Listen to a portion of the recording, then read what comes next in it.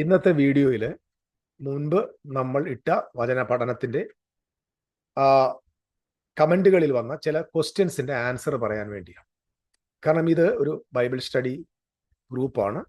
ഇതിനകത്ത് ചോദിക്കുന്ന ചോദ്യങ്ങൾക്ക് കൃത്യമായ മറുപടി ഞാൻ എല്ലാത്തിനും മറുപടി തരാനായിട്ട് പോയാൽ എനിക്ക് ഒരു ദിവസം ഒരു 10 വീഡിയോ എങ്കിലും ഇടേണ്ടി വരും. അതിനുള്ള സമയമോ സാഹചര്യം മുമ്പിലുള്ള മാക്സിമം രാത്രിയായാലും പകലായാലും കിട്ടുന്ന സമയത്ത് അത്യാവശ്യമുള്ള ചില വിഷയങ്ങൾക്ക് മറുപടി കൊടുക്കണം. ചില ആളുകൾക്ക് പ്രത്യേകതയുണ്ട്, പ്രത്യേകിച്ച് നമ്മുടെ ഇടയിലെ സഹോദരന്മാരുടെ പ്രത്യേക ഒരു ചോദ്യത്തിന് മറുപടി നമ്മൾ കൊടുത്തില്ലെങ്കിൽ അവരിവിടെ പറയും, അയാൾക്ക് അതൊന്നും അറിയത്തില്ല, നമ്മുടെ ചോദ്യത്തിന് മുമ്പ് പുള്ളി കുരുങ്ങിപ്പോയി, പുള്ളി നിന്നു, പുള്ളിയുടെ ശബ്ദം നിലച്ചുപോയി എന്നൊക്കെ പറഞ്ഞ് അഭിമാനിച്ച് സന്തോഷിക്കുന്ന ചില ആളുകളെ കണ്ടിട്ടുണ്ട്. ചേട്ടായി, നിങ്ങൾ ഈ പറയുന്ന ചോദ്യത്തിന് എല്ലാത്തിനും മറുപടി അർഹിക്കുന്നില്ല എന്ന് പറഞ്ഞ് പുച്ഛിക്കാൻ ഞാൻ തയ്യാറില്ല. നിങ്ങൾ ചോദിക്കുന്ന എല്ലാ ചോദ്യത്തിനും മറുപടി തരും. കാരണം നിങ്ങളൊരു മനുഷ്യനാണ്, നിങ്ങൾക്ക് സംശയമുണ്ട്, നിങ്ങൾക്കൊരു ആശയമുണ്ട്. നിങ്ങളുടെ ചോദ്യത്തെ പുച്ഛിച്ച് തള്ളാനൊന്നും ഞാൻ തയ്യാറല്ല. അതിലേറ്റവും ഒരു ചെറിയ കുട്ടി പറഞ്ഞാൽ പോലും ആ ചോദ്യത്തിന് ഗൗരവമായിട്ട് മറുപടി കൊടുക്കുക. കാരണം നിങ്ങളെ വ്യക്തിയെ ഞാൻ മാനിക്കുന്നത് ക്രിസ്തുയേശുവിനെ ആ സ്നേഹത്തിലാണ്. അപ്പം പുച്ഛിച്ച് തള്ളാനോ അത് അർഹിക്കുന്ന പുച്ഛത്തോടെ തള്ളുന്നു അങ്ങനെയൊന്നും പറയാൻ പറ്റില്ല. താങ്കൾ ചോദിക്കുന്ന ഏത് ചോദ്യമായിരിക്കും, പക്ഷെ അത് ലോജിക്കലായിരിക്കും, അല്ലെങ്കിൽ ഇല്ലോജിക്കലായിരിക്കും, അല്ലെങ്കിൽ അത് തമാശ രൂപത്തിലായിരിക്കാം, അല്ലെങ്കിൽ താങ്കളുടെ അറിവിൽ നിന്നോ അറിവില്ലായ്മയെന്നോ ആയിരിക്കാം, എന്തും ആയിക്കോട്ടെ. അങ്ങനെ കുറെ ചോദ്യങ്ങൾ വന്നു. ആ ചോദ്യത്തിൽ ചില ചോദ്യങ്ങൾക്ക് ഒരു മറുപടി, അത് 1 തെസ്സലോനിക്കയിലെ 4-ാം അധ്യായത്തിന്റെ 16-ാം വാക്യം, കർത്താവിന്റെ ഗംഭീരനാദം, പ്രധാന ദൂതന്റെ ശബ്ദം, ഈ വിഷയത്തെക്കുറിച്ചുള്ള ഗൗരവമായ വീഡിയോസ് നമ്മൾ പുറകിലെടുക്കുന്നു. ഇത് ഒരു വാക്കിൽ മറുപടി പറയാൻ പറ്റുന്ന ക്വസ്റ്റ്യൻസ് അല്ല എന്ന് നിങ്ങൾ ദയവായിട്ട് ശ്രദ്ധിക്കും. ഇവിടെ ഉപയോഗിച്ചിരിക്കുന്ന പദപ്രയോഗങ്ങൾ അത് എന്തുമായിട്ടാണ് ബന്ധപ്പെട്ടിരിക്കുന്നത്, അതെങ്ങനെയാണ് പഴയ നിയമങ്ങൾ എപ്പോഴും ശ്രദ്ധിച്ചാൽ മതി. യേശുക്രിസ്തുവിന്റെ ഉപദേശങ്ങളും അപ്പോസ്തലന്മാരുടെ ഉപദേശങ്ങളും എന്ത് നമ്മൾ എടുത്താലും അതിന് ഓൾഡ് കവനന്റുമായി ബന്ധമുണ്ടോ എന്ന് ആദ്യം മനസ്സിലാക്കണം. ഞങ്ങൾക്ക് പുതിയ നിയമത്തിന്റെ വിശ്വാസികളാണ്, ഞങ്ങൾക്ക് പഴയ നിയമമായിട്ട് ബന്ധമില്ല എന്ന് പറഞ്ഞ് ചേട്ടന്മാർ ക്ഷമിക്കുക, നിങ്ങൾക്ക് ബോധിച്ച വഴി വ്യാഖ്യാനിക്കുക. പക്ഷെ എന്നെ സംബന്ധിച്ചിടത്തോളം വേദപുസ്തകത്തിലെ പുതിയ നിയമത്തിൽ യേശുവിന്റെയും അപ്പോസ്തലന്മാരുടെയും ഉപദേശങ്ങളെല്ലാം തന്നെ പഴയ നിയമത്തിന്റെ തിരുവെഴുത്തുകൾ വെച്ച് തന്നെയാണ് മനസ്സിലാക്കേണ്ടത്. ഓക്കെ, ഇവിടെ അദ്ദേഹം താഴെ പറയുന്നു, ഇതിപ്പോൾ സംഭവിച്ചു. അതായത് 1 തെസ്സലോനിക്ക ലേഖനം 4-ാം അധ്യായത്തിന്റെ 16-ാമത്തെ വാക്യം എപ്പോൾ സംഭവിച്ചു. ഇത് അതുപോലെ അദ്ദേഹം പറയാണ്, 1 കൊരിന്ത്യർ 15-ാം അധ്യായം കൂടി വായിക്കുക. ഇമാതിരി പക്കാ ദുരുപദേശം എഴുന്നള്ളിക്കാതെ ലോറൻസ്. ശരി എൻ്റെ പൊന്നുചേട്ടായി, ഞാൻ പക്കാ ദുരുപദേശം എഴുന്നള്ളിക്കാതെ ഇരുന്ന് സംസാരിക്കാം. അതിന്റെ അർത്ഥം എന്താണ്? രണ്ടാമത് പുള്ളി പറഞ്ഞു, മൊത്തം മണ്ടത്തരം കേൾക്കുന്നില്ല, അതിനുള്ള സമയമില്ല. താങ്ക് യു, നിങ്ങളുടെ സമയത്തെ ഞാൻ അപകരിക്കുന്നില്ല. കഴിയുമെങ്കിൽ മുകളിൽ പറഞ്ഞതിന് മറുപടി തരാമോ? മറുപടി തരാം. ഈ താങ്കൾ പറഞ്ഞതിന് എല്ലാത്തിനും മറുപടി ഇപ്പോൾ ഒരു വീഡിയോ തരാൻ പറ്റത്തില്ല. അപ്പം അങ്ങനെ ഒരുപാട് ദൈർഘ്യമായി പോകും. വളരെ ഷോർട്ടായിട്ട് ചിലതിന് മറുപടി തരാം. അദ്ദേഹം പറഞ്ഞ അടുത്തൊരു ചോദ്യം ഇങ്ങനെ, AD 70 യെരൂശലേം ദേവാലയം തകർക്കപ്പെട്ടു എന്നത് ശരിയാണ്. അതിനു മുമ്പ് ദൈവസഭ സ്ഥാപിക്കപ്പെട്ടു. താങ്കൾ പറയുന്ന എഫേസ്യർ 2:1 യേശു ക്രിസ്തുവിന്റെ മരണം അടക്കം ഉയർത്തെഴുന്നേൽപ്പ്, സ്വർഗാരോപണം, പരിശുദ്ധാത്മാവിന്റെ ആഗമനം ഇതോടുകൂടെ നടന്നു. AD 70 വരെ പോകേണ്ടതില്ല. ഈ ചോദ്യത്തിനകത്ത് ഞാൻ with full respect I am asking you, ഞാൻ ഒരു കാര്യം ചോദിക്കുക, താങ്കൾക്ക് എന്താണ് ഉയർത്തെഴുന്നേൽപ്പെന്ന്, താങ്കൾക്ക് ഈ ഉയർത്തെഴുന്നേൽപ്പിനെ കുറിച്ച് ദൈവം എപ്പോഴാണ് പ്രോമിസ് ചെയ്തതെന്നും നിങ്ങൾക്ക് അറിയത്തില്ല. ആ ചോദ്യത്തിന് തന്നെ നിങ്ങളുടെ അജ്ഞത വെളിവായിരിക്കുന്നു എന്നത് സങ്കടത്തോടെ പറയാം. അപ്പൊ AD 70 വരെ പോകേണ്ടതില്ല, എഫേസ്യർ 2:1 മരിച്ചവർ ഉയർത്തെഴുന്നേറ്റല്ലോ എന്നാണ്. സത്യം പറയാൻ ചില ചോദ്യങ്ങൾ ചോദിച്ചാൽ എനിക്ക് നമ്മളെ പൊട്ടിത്തെറിക്കുന്ന പോലെ തോന്നും. തകർത്ത് കളയുന്ന ചോദ്യങ്ങൾ. എന്ത് നമ്മൾ താന്നു പോയി ഇത് മറുപടി പറയണം പലപ്പോഴും ആലോചിക്കും. ശരി, മറുപടി തരാം. അടുത്തൊരു ചോദ്യം ഇതാണ്. യെശയ്യാവ് 11:6 ചെന്നായി കുഞ്ഞാടിനോടെ പാർക്കും, പുള്ളിപ്പര് കോലാട്ടുകുട്ടിയോട് കിടക്കും, പശുക്കിടാവും ബാലസിംഹവും തടിപ്പിച്ച മൃഗം ഒരുമിച്ച് പാർക്കും, ഒരു ചെറിയ കുട്ടി അവയെ നടത്തും, പശു കരടിയോടുകൂടെ മേയും, അവയുടെ കുട്ടികൾ ഒരുമിച്ച് കിടക്കും, സിംഹം കാള എന്ന പോലെ വൈക്കോൽ തിന്നും. ഇനിയും OT-യിൽ പറഞ്ഞിട്ടുള്ള അനേക പ്രവചനങ്ങൾ നടക്കേണ്ടതുണ്ട്, മുകളിൽ പറഞ്ഞിട്ടുള്ളത് എന്ന് നടപ്പായി. Thank you so much for the questions. Thank you for your comment. Thank you for your time. ഞങ്ങൾക്ക് വേണ്ടി സ്പെൻഡ് ചെയ്ത സമയത്തെ ഓർത്തും നന്ദി പറയും. ഞാനിതിലെ 2 കാര്യങ്ങൾക്ക് ഇന്ന് മറുപടി തരാൻ പോകും. ഗംഭീരനാദവും പ്രധാന ദൂതന ശബ്ദമൊക്കെ ഞാൻ പിന്നെ മറുപടി തരാം, അല്ലെങ്കിൽ മറുപടിയല്ല, അതിന്റെ വിശദീകരണം തരാം. കാരണം ഇതിനകത്ത് ആർക്കും മറുപടിയല്ല, ഒരു വിശദീകരണം ജെന്യൂനായിട്ട്. പിന്നെ ഞാൻ ഇത് എത്ര വിശദീകരിച്ചു കൊടുത്താലും ഈ കക്ഷികൾ ജന്മത്തിൽ ഇത് അംഗീകരിക്കത്തില്ലെന്ന് എനിക്കറിയാം. എങ്കിലും ഇത് കേൾക്കുന്നവരും വായിക്കുന്നവരും ഒക്കെ ചില ആളുകളിലൂടെ ഉണ്ടല്ലോ, അവർക്ക് ഇത് പ്രയോജനപ്പെടും. അതിനുവേണ്ടിയാണ് ഞാൻ പറയുന്നത്. അതായത് ഞാൻ ആരംഭത്തിൽ പറയാൻ ആഗ്രഹിക്കുന്ന കാര്യം, AD 70 ദേവാലയം നശിപ്പിക്കപ്പെട്ടു. താങ്കൾ പറയുന്നത് പോലെ Efesiയർ 2:1 മരിച്ചവരുടെ പുനരുത്ഥാനം സംഭവിച്ചതെങ്കിൽ അത് യേശുക്രിസ്തുവിന്റെ പുനരുത്ഥാനത്തോടെ എല്ലാം സാധ്യമായി, പരിശുദ്ധാത്മാവിന്റെ ആഗമനത്തോടെ സംഭവിച്ചു. പിന്നെ എന്തിന് AD 70? എൻ്റെ പ്രിയപ്പെട്ട സ്നേഹിത, പുനരുത്ഥാനം എന്ന വിഷയം നിങ്ങൾ മനസ്സിലാക്കണമെങ്കിൽ ഉൽപ്പത്തി പുസ്തകം 4-ാമത്തെ അധ്യായം മുതൽ, ഉൽപ്പത്തി പുസ്തകം 4-ാമത്തെ അധ്യായം മുതൽ പുനരുത്ഥാനത്തിന്റെ സൂചനകൾ തോറ്റുപോയ ആദാമ്യ വർഗത്തിന് ദൈവം കൊടുക്കുന്നുണ്ട്. മാത്രമല്ല 3-ാമത്തെ അധ്യായത്തിൽ ആദമിനും ഹവ്വയ്ക്കും കൊടുക്കുന്ന അവരുടെ തെറ്റുകൾക്കുള്ള ആ അനന്തരഫലം, ഞാൻ അതിനെ ശാപം എന്ന് പറയുന്നില്ല, ശിക്ഷ എന്ന് പറയും. അവർ ചെയ്ത തെറ്റിന്റെ ശിക്ഷ എന്നോണം ലഭിച്ചിരിക്കുന്ന ആ ശിക്ഷാ നടപടിക്കകത്ത് അവരുടെ ഉയർപ്പിനെ കുറിച്ച് ദൈവിക സൂചനകളുണ്ട്.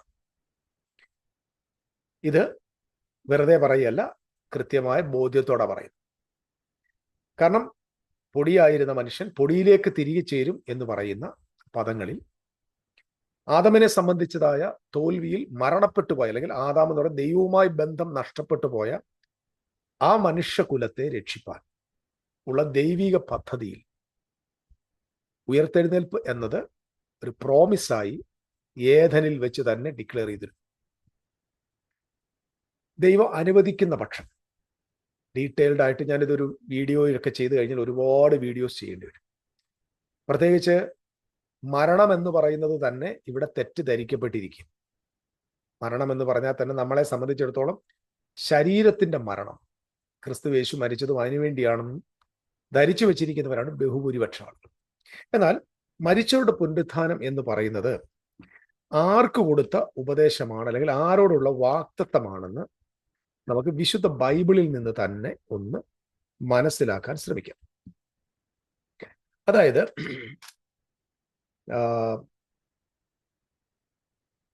അപ്പോസ്തല പ്രവൃത്തി 23-ാമത്തെ അധ്യായം, അതിൽ ഞാൻ അതിന്റെ 6 മുതലുള്ള വാക്യങ്ങൾ വായിക്കുകയാണ്. എന്നാൽ ന്യായാധിപ സംഘത്തിൽ ഒരുപക്ഷം സദൂക്യരും മറുപക്ഷം പരീശന്മാരും ആകുന്നു എന്ന് പൗലോസ് അറിഞ്ഞു. നിങ്ങൾക്കറിയാം, സദൂക്യരും പരീശന്മാരും തമ്മിലുള്ള ഒരു വ്യത്യാസം. സദൂക്യർ മരിച്ചവരുടെ പുനരുത്ഥാനം വിശ്വസിക്കുന്നില്ല, പരീശന്മാരാകട്ടെ അത് വിശ്വസിക്കുകയും ചെയ്തു. പൗലോസ് ഇത് അറിഞ്ഞിട്ട്, സഹോദരന്മാരെ, ഞാൻ ഒരു പരീശന്മാരുടെ മകനുമാകുന്നു. മരിച്ചവരുടെ പ്രത്യാശയും പുനരുത്ഥാനത്തെയും കുറിച്ച് ഞാൻ വിസ്താരത്തിലായിരിക്കുന്നു എന്ന് വിളിച്ചു. അപ്പം അവിടെ ഒരു കൺഫ്യൂഷൻ ഉണ്ടായി. 2 ഗ്രൂപ്പാണ്.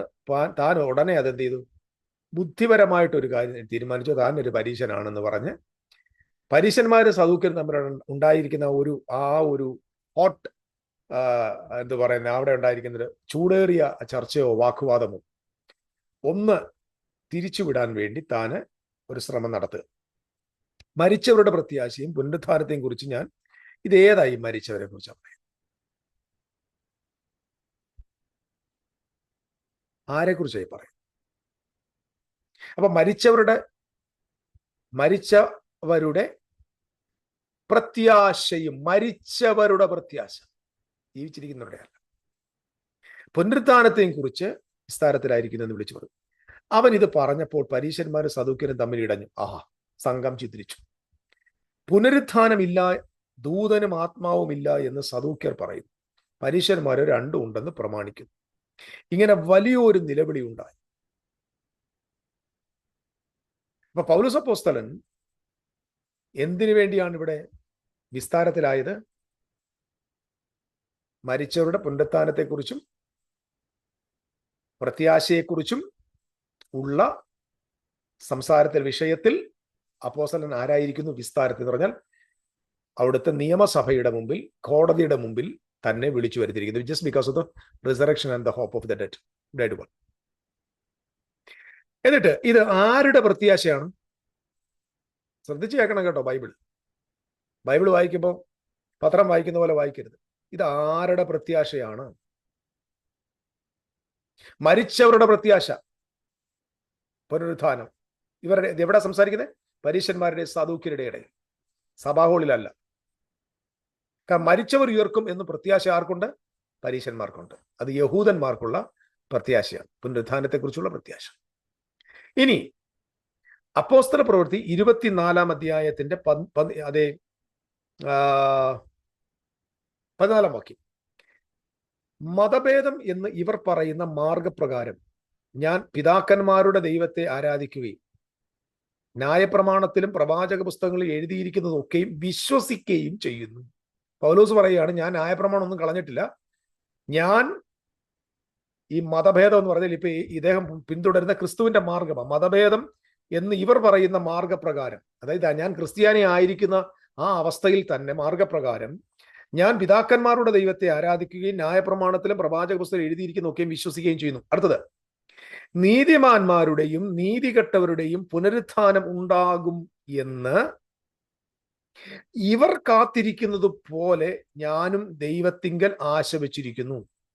അപ്പം നീതിമാന്മാരുടെയും നീതികെട്ടവരുടെയും പുനരുത്ഥാനം ഉണ്ടാകുമെന്ന് ആര് വിശ്വസിക്കുന്നു? ഇവർ. ആരായി ഇവർ? യഹൂദന്മാർ. ന്യായപ്രമാണത്തിന്റെയും പ്രവാചകന്മാരുടെയും പുസ്തകങ്ങൾ അനുസരിച്ച് ജീവിക്കുന്ന യഹൂദന്മാർ. ഇവർ മരിച്ചവർ, നീതിമാന്മാരുടെയും നീതികെട്ടവരുടെയും പുനരുത്ഥാനം ആരുടെ പ്രത്യാശയാണ്? മരിച്ചവരെ കുറിച്ചുള്ള പ്രത്യാശ ആരുടേതാണ്? അന്ന് അവിടെ ഉണ്ടായിരുന്ന പഴയ നിയമത്തിലെ പരീശന്മാരുടെയും സാദൂക്യരുടെയും പ്രത്യാശ. അത് അവരുടെ വിശ്വാസമാണ്. ഈ പ്രത്യാശ എവിടുന്ന് ഇവർക്ക് കിട്ടിയതാണ്? മോശയുടെയും പ്രവാചകന്മാരുടെയും എഴുത്തുകളിൽ നിന്ന് ഇവർക്ക് കൃത്യമായി, പ്രബോധനങ്ങളിൽ നിന്ന് ഇവർക്ക് കൃത്യമായി എന്ത് ലഭിച്ചിരിക്കുന്നു? മരിച്ചവരുടെ പുനരുത്ഥാനം. എപ്പോഴും ശ്രദ്ധിക്കണം, മരിക്കുക എന്ന് പറയുമ്പോൾ 21-ാം നൂറ്റാണ്ടിൽ നമ്മുടെ സഭക്കാര് പഠിപ്പിക്കുന്നതല്ല യഥാർത്ഥ മരണം. ബൈബിളിലെ മരണം, ആദാമിനോട് പറഞ്ഞു, നീ തിന്നുന്ന നാളിൽ മരിക്കും. നീ തിന്നുന്ന നാളിൽ മരിക്കും. ശ്രദ്ധിച്ച് കേൾക്കണം. ഞാൻ ഇനി എത്ര കൃത്യമായി വചനം എടുത്ത് എത്ര സാവധാനം പഠിപ്പിച്ചാലും ഈ ചോദ്യം ചോദിച്ച ചേട്ടായി ജന്മത്തിൽ ഇത് അംഗീകരിക്കത്തില്ല. കാരണം ഇത് നമ്മൾക്ക് പരീക്ഷിക്കാൻ കൂടെ അല്ല, ഇത് പരീക്ഷിക്കാൻ കൂടെ അല്ല. നീ ഇനി എന്നാ പറഞ്ഞാലും ഞങ്ങൾ വിശ്വസിക്കത്തില്ല, കാരണം നിങ്ങൾ മഹാദുരുപദേശമാണ് പറയുന്നതെന്ന് അവർ അവസാനം പറയും. വേണമെങ്കിൽ ഈ നീയും തിന്നണ്ട ഞാനും തിന്നണ്ട എന്ന് പറഞ്ഞ് തുപ്പി ഒഴിച്ചിട്ട് പോയി കളയും. അങ്ങനെയുള്ള പുള്ളികളായി വരും. അതുകൊണ്ട് ചേട്ടാ, നിങ്ങളുടെ ചോദ്യത്തിന് ആൻസർ അല്ല ഞാൻ പറഞ്ഞത്. ഇത് മനസ്സിലാക്കാൻ ആഗ്രഹിക്കുന്നവരോടാണ് ഞാൻ സംസാരിക്കുന്നത്. എൻ്റെ സമയം വളരെ വിലയുള്ളതാണ്. എൻ്റെ 1 മണിക്കൂർ അല്ലെങ്കിൽ അരമണിക്കൂർ എന്ന് പറയുന്നത് എൻ്റെ ജീവിതത്തിന്റെ ഭാഗമാണ്. സോ അത് ദൈവമക്കൾക്ക് വേണ്ടി, സത്യം അറിയേണ്ടവർക്ക് വേണ്ടി പറയാം. അപ്പം നീതിമാന്മാരും നീതികെട്ടവരും ഉയർത്തെഴുന്നേൽക്കുമെന്ന്, അതെ, പുനരുത്ഥാനം ഉണ്ടാകുമെന്ന് ഇവർ കാത്തിരിക്കുന്നത് പോലെ ഞാനും ദൈവത്തിൽ ആശ വച്ചിരിക്കുന്നു. അപ്പൊ മനസ്സിലാകുന്നുണ്ടോ? ഇത് ആർക്കാണ്? യഹൂദന്മാരോട് സംസാരിക്കുകയാണ്. ഇതിങ്ങനെ പുനരുത്ഥാനം ഉണ്ടാവും. ഇനി നമ്മൾ വിശുദ്ധ വേദോസത്തിൽ തന്നെ അതിന്റെ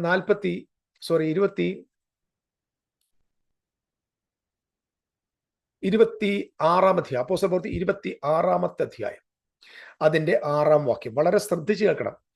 ദൈവത്താൽ നമ്മുടെ പിതാക്കന്മാർക്ക് ലഭിച്ചത്, ഈ നമ്മുടെ പിതാക്കന്മാർ എന്നൊക്കെ പറയുമ്പോൾ ഇവിടെ നമ്മുടെ ആളുകൾ ചിലപ്പോൾ കൺവെൻഷൻ യോഗങ്ങൾക്ക് നമ്മുടെ പിതാക്കന്മാരുടെ കാലം മുതൽ, നമ്മുടെ പിതാക്കന്മാർക്ക് വിവരമില്ലാഞ്ഞിട്ടല്ല. പണ്ടൊരിക്കൽ ഈ റാന്നിക്കാരൻ ഒരു പാസ്റ്റർ പറയുകയാണ്, നമ്മുടെ പിതാക്കന്മാർക്ക് വിദ്യാഭ്യാസം ഉണ്ടായിഞ്ഞിട്ടല്ല അന്ന് ഓണത്തിന് ഉപ്പേരി തിന്നരുതെന്ന് പറഞ്ഞത്. നമ്മുടെ പിതാക്കന്മാർക്ക് ഉപ്പേരി കിട്ടാഞ്ഞിട്ടല്ല അവർ ഓണത്തിന് ഉപ്പേരി തിന്നരുതെന്ന് പറഞ്ഞത്. നിങ്ങളുടെ പിതാക്കന്മാർക്ക് വിദ്യാഭ്യാസം ഇല്ലാഞ്ഞിട്ടല്ല.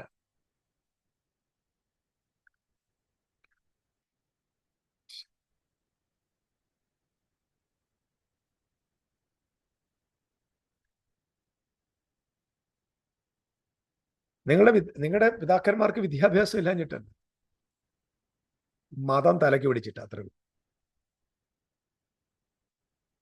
മതം തലയ്ക്ക് പിടിച്ചിട്ട്. ഇനി ശ്രദ്ധിക്കണം, ഇതിന്റെ 6-ാമത്തെ വാക്യം.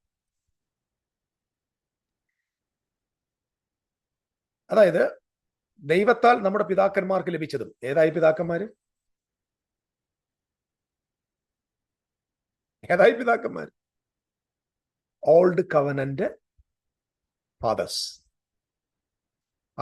Adam, Noah, Ibrahim, Isaac, Jacob, Joseph, Moses, ഇങ്ങനെ വരുന്ന പിതാക്കന്മാർ. ഇവർക്ക് എല്ലാവർക്കും കിട്ടിയതും നമ്മുടെ പിതാക്കന്മാർക്ക് ലഭിച്ചതും ആർക്ക് ലഭിച്ചതാ? Church of God assemblies of Sharon fellowship, new India, old India, IPC, heavenly feast, El Shaddai ministries, ഇവർക്ക് കൊടുത്തതാണ്.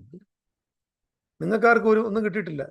മിണ്ടാവിടിരി, എല്ലാവരും മിണ്ടാവിടിരുന്നേ. നിങ്ങൾക്കാർക്കും ഒന്നും കിട്ടിയിട്ടില്ല. നിങ്ങൾക്ക് കിട്ടിയ എന്താണെന്ന് മനസ്സിലാക്കണേ, പോയി കണ്ടുപിടിക്കണം.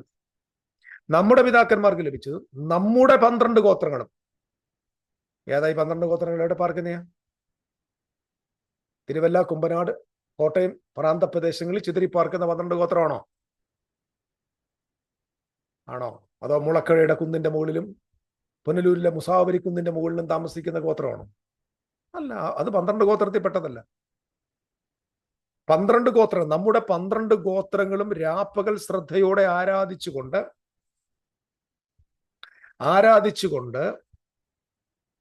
എത്തിപ്പിടിപ്പാൻ, നിങ്ങൾ ശ്രദ്ധിക്കൂ, നമ്മുടെ 12 ഗോത്രങ്ങളും രാപ്പകൽ ശ്രദ്ധയോടെ ആരാധിച്ചുകൊണ്ട് എത്തിപ്പിടിപ്പാൻ ആശിക്കുന്നതും ആയ വാക്തത്വത്തിലുള്ള പ്രത്യാശ ഹേതുവായിട്ടത്രേ ഞാൻ ഇപ്പോൾ വിസ്താരത്തിലായിരിക്കുന്നത്. ഇപ്പം നിങ്ങൾ 24 മുതൽ വായിക്കണം. മൊത്തം വിസ്താരത്തിലാ.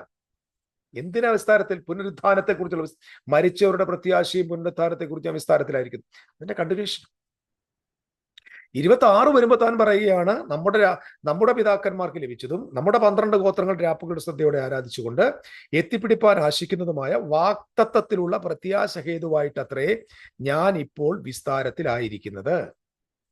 ആ പ്രത്യാശയെ ചൊല്ലിയാകുന്നു രാജാവ് യഹൂദന്മാർ എന്റെ മേൽ കുറ്റം ചുമത്തുന്നത്. എന്തുവാ പ്രത്യാശ? ദൈവം മരിച്ചവരെ ഉയർപ്പിക്കുന്നത് വിശ്വാസ യോഗ്യമല്ല എന്ന് നിങ്ങൾക്ക് തോന്നുന്നത് എന്ത്? അപ്പൊ എന്താ ഇവിടുത്തെ വിസ്താരം? എന്താ ഇവർക്ക് കൊടുത്ത വാക്തത്വം? എന്താണ് ഈ 12 ഗോത്രങ്ങൾ രാപ്പകൽ ആരാധിച്ചും ആശ വെച്ചതുമായ കാര്യം, എത്തിപ്പിടിപ്പാൻ ആശിച്ച കാര്യം എന്താണ്? മരിച്ചവരുടെ പുനരുത്ഥാനം. അപ്പൊ മരിച്ചവരുടെ പുനരുത്ഥാനം ആരുടെ പ്രോമിസ് ആണ്? ഇസ്രായേലിന്റെ. മനസ്സിലാക്ക്. ബൈബിളിലെ ദൂതുകൾ നിങ്ങൾ മനസ്സിലാക്കാൻ you must learn old covenant. Old covenant മനസ്സിലാക്കാത്ത ഒരാൾക്ക് പുതു നിയമം ഒന്നും മനസ്സിലാവില്ല. മനസ്സിലാവും, പക്ഷെ ഒരു എത്തും പിടിയും കിട്ടത്തില്ല. ആ എത്തും പിടിയും കിട്ടാത്തതുകൊണ്ടാണ് ഇന്നിവിടെ മൂടില്ലാ താളി പോലെ ഉപദേശം ഉണ്ടാക്കി വെച്ചിരിക്കുന്നത്. നമ്മൾ ഉയർത്തെഴുന്നേക്കാൻ പോകും, കാഹളം ധ്വനിക്കാൻ പോവുകയാണ്. ഈ കാഹളവും നിങ്ങളും തമ്മിൽ എന്താ ബന്ധം? സഭയും കാഹളവും തമ്മിൽ എന്താ ബന്ധം? കാഹളം എന്നത് എവിടുത്തെ ഒരു ഇൻസ്ട്രുമെന്റ് ആണ്? മ്യൂസിക്കൽ ഇൻസ്ട്രുമെന്റ് ആണ്. ഓൾഡ് കവനന്റില് കാഹളവും നമ്മളും തമ്മിൽ എന്താ ബന്ധം? ഒരു ബന്ധവുമില്ല. അത് ഓൾഡ് കവനന്റുമായി ബന്ധപ്പെട്ട കാര്യമാണ്. അപ്പൊ ഇവിടെ നിങ്ങൾ മനസ്സിലാക്കേണ്ടത്, 12 ഗോത്രങ്ങൾക്ക് ലഭിച്ചത്, പിതാക്കന്മാർക്ക് ലഭിച്ചതും 12 ഗോത്രങ്ങൾ രാപ്പകൽ ശ്രദ്ധയോട് ആരാധിച്ചുകൊണ്ട് എത്തിപ്പിടിപ്പാൻ ആശിച്ചതും ആയ വാക്തത്വത്തിലുള്ള വാക്തത്വങ്ങളല്ല, വാക്തത്വത്തിലുള്ള പ്രത്യാശ ഹേതുവായിട്ടത്രേ ഞാൻ ഇപ്പോൾ വിസ്താരത്തിലായിരിക്കുന്നത്. എന്തുവാണ് ആ പ്രത്യാശ? യേശുക്ക് ദൈവം മരിച്ചവരെ ഉയർപ്പിക്കുന്നത് വിശ്വാസയോഗ്യമല്ല എന്ന് നിങ്ങൾക്ക് തോന്നുന്നത് എന്ത്? അപ്പൊ അപ്പോസ്തലനായ പൗലോസ് ബന്ധനത്തിലാകുന്നു, വിസ്താരത്തിലാകുന്നു, ഉപദ്രവത്തിലാകുന്നു, വാഗ്വാദത്തിലാകുന്നു. എന്ത് കാര്യം? was preaching about the resurrection. അതായത്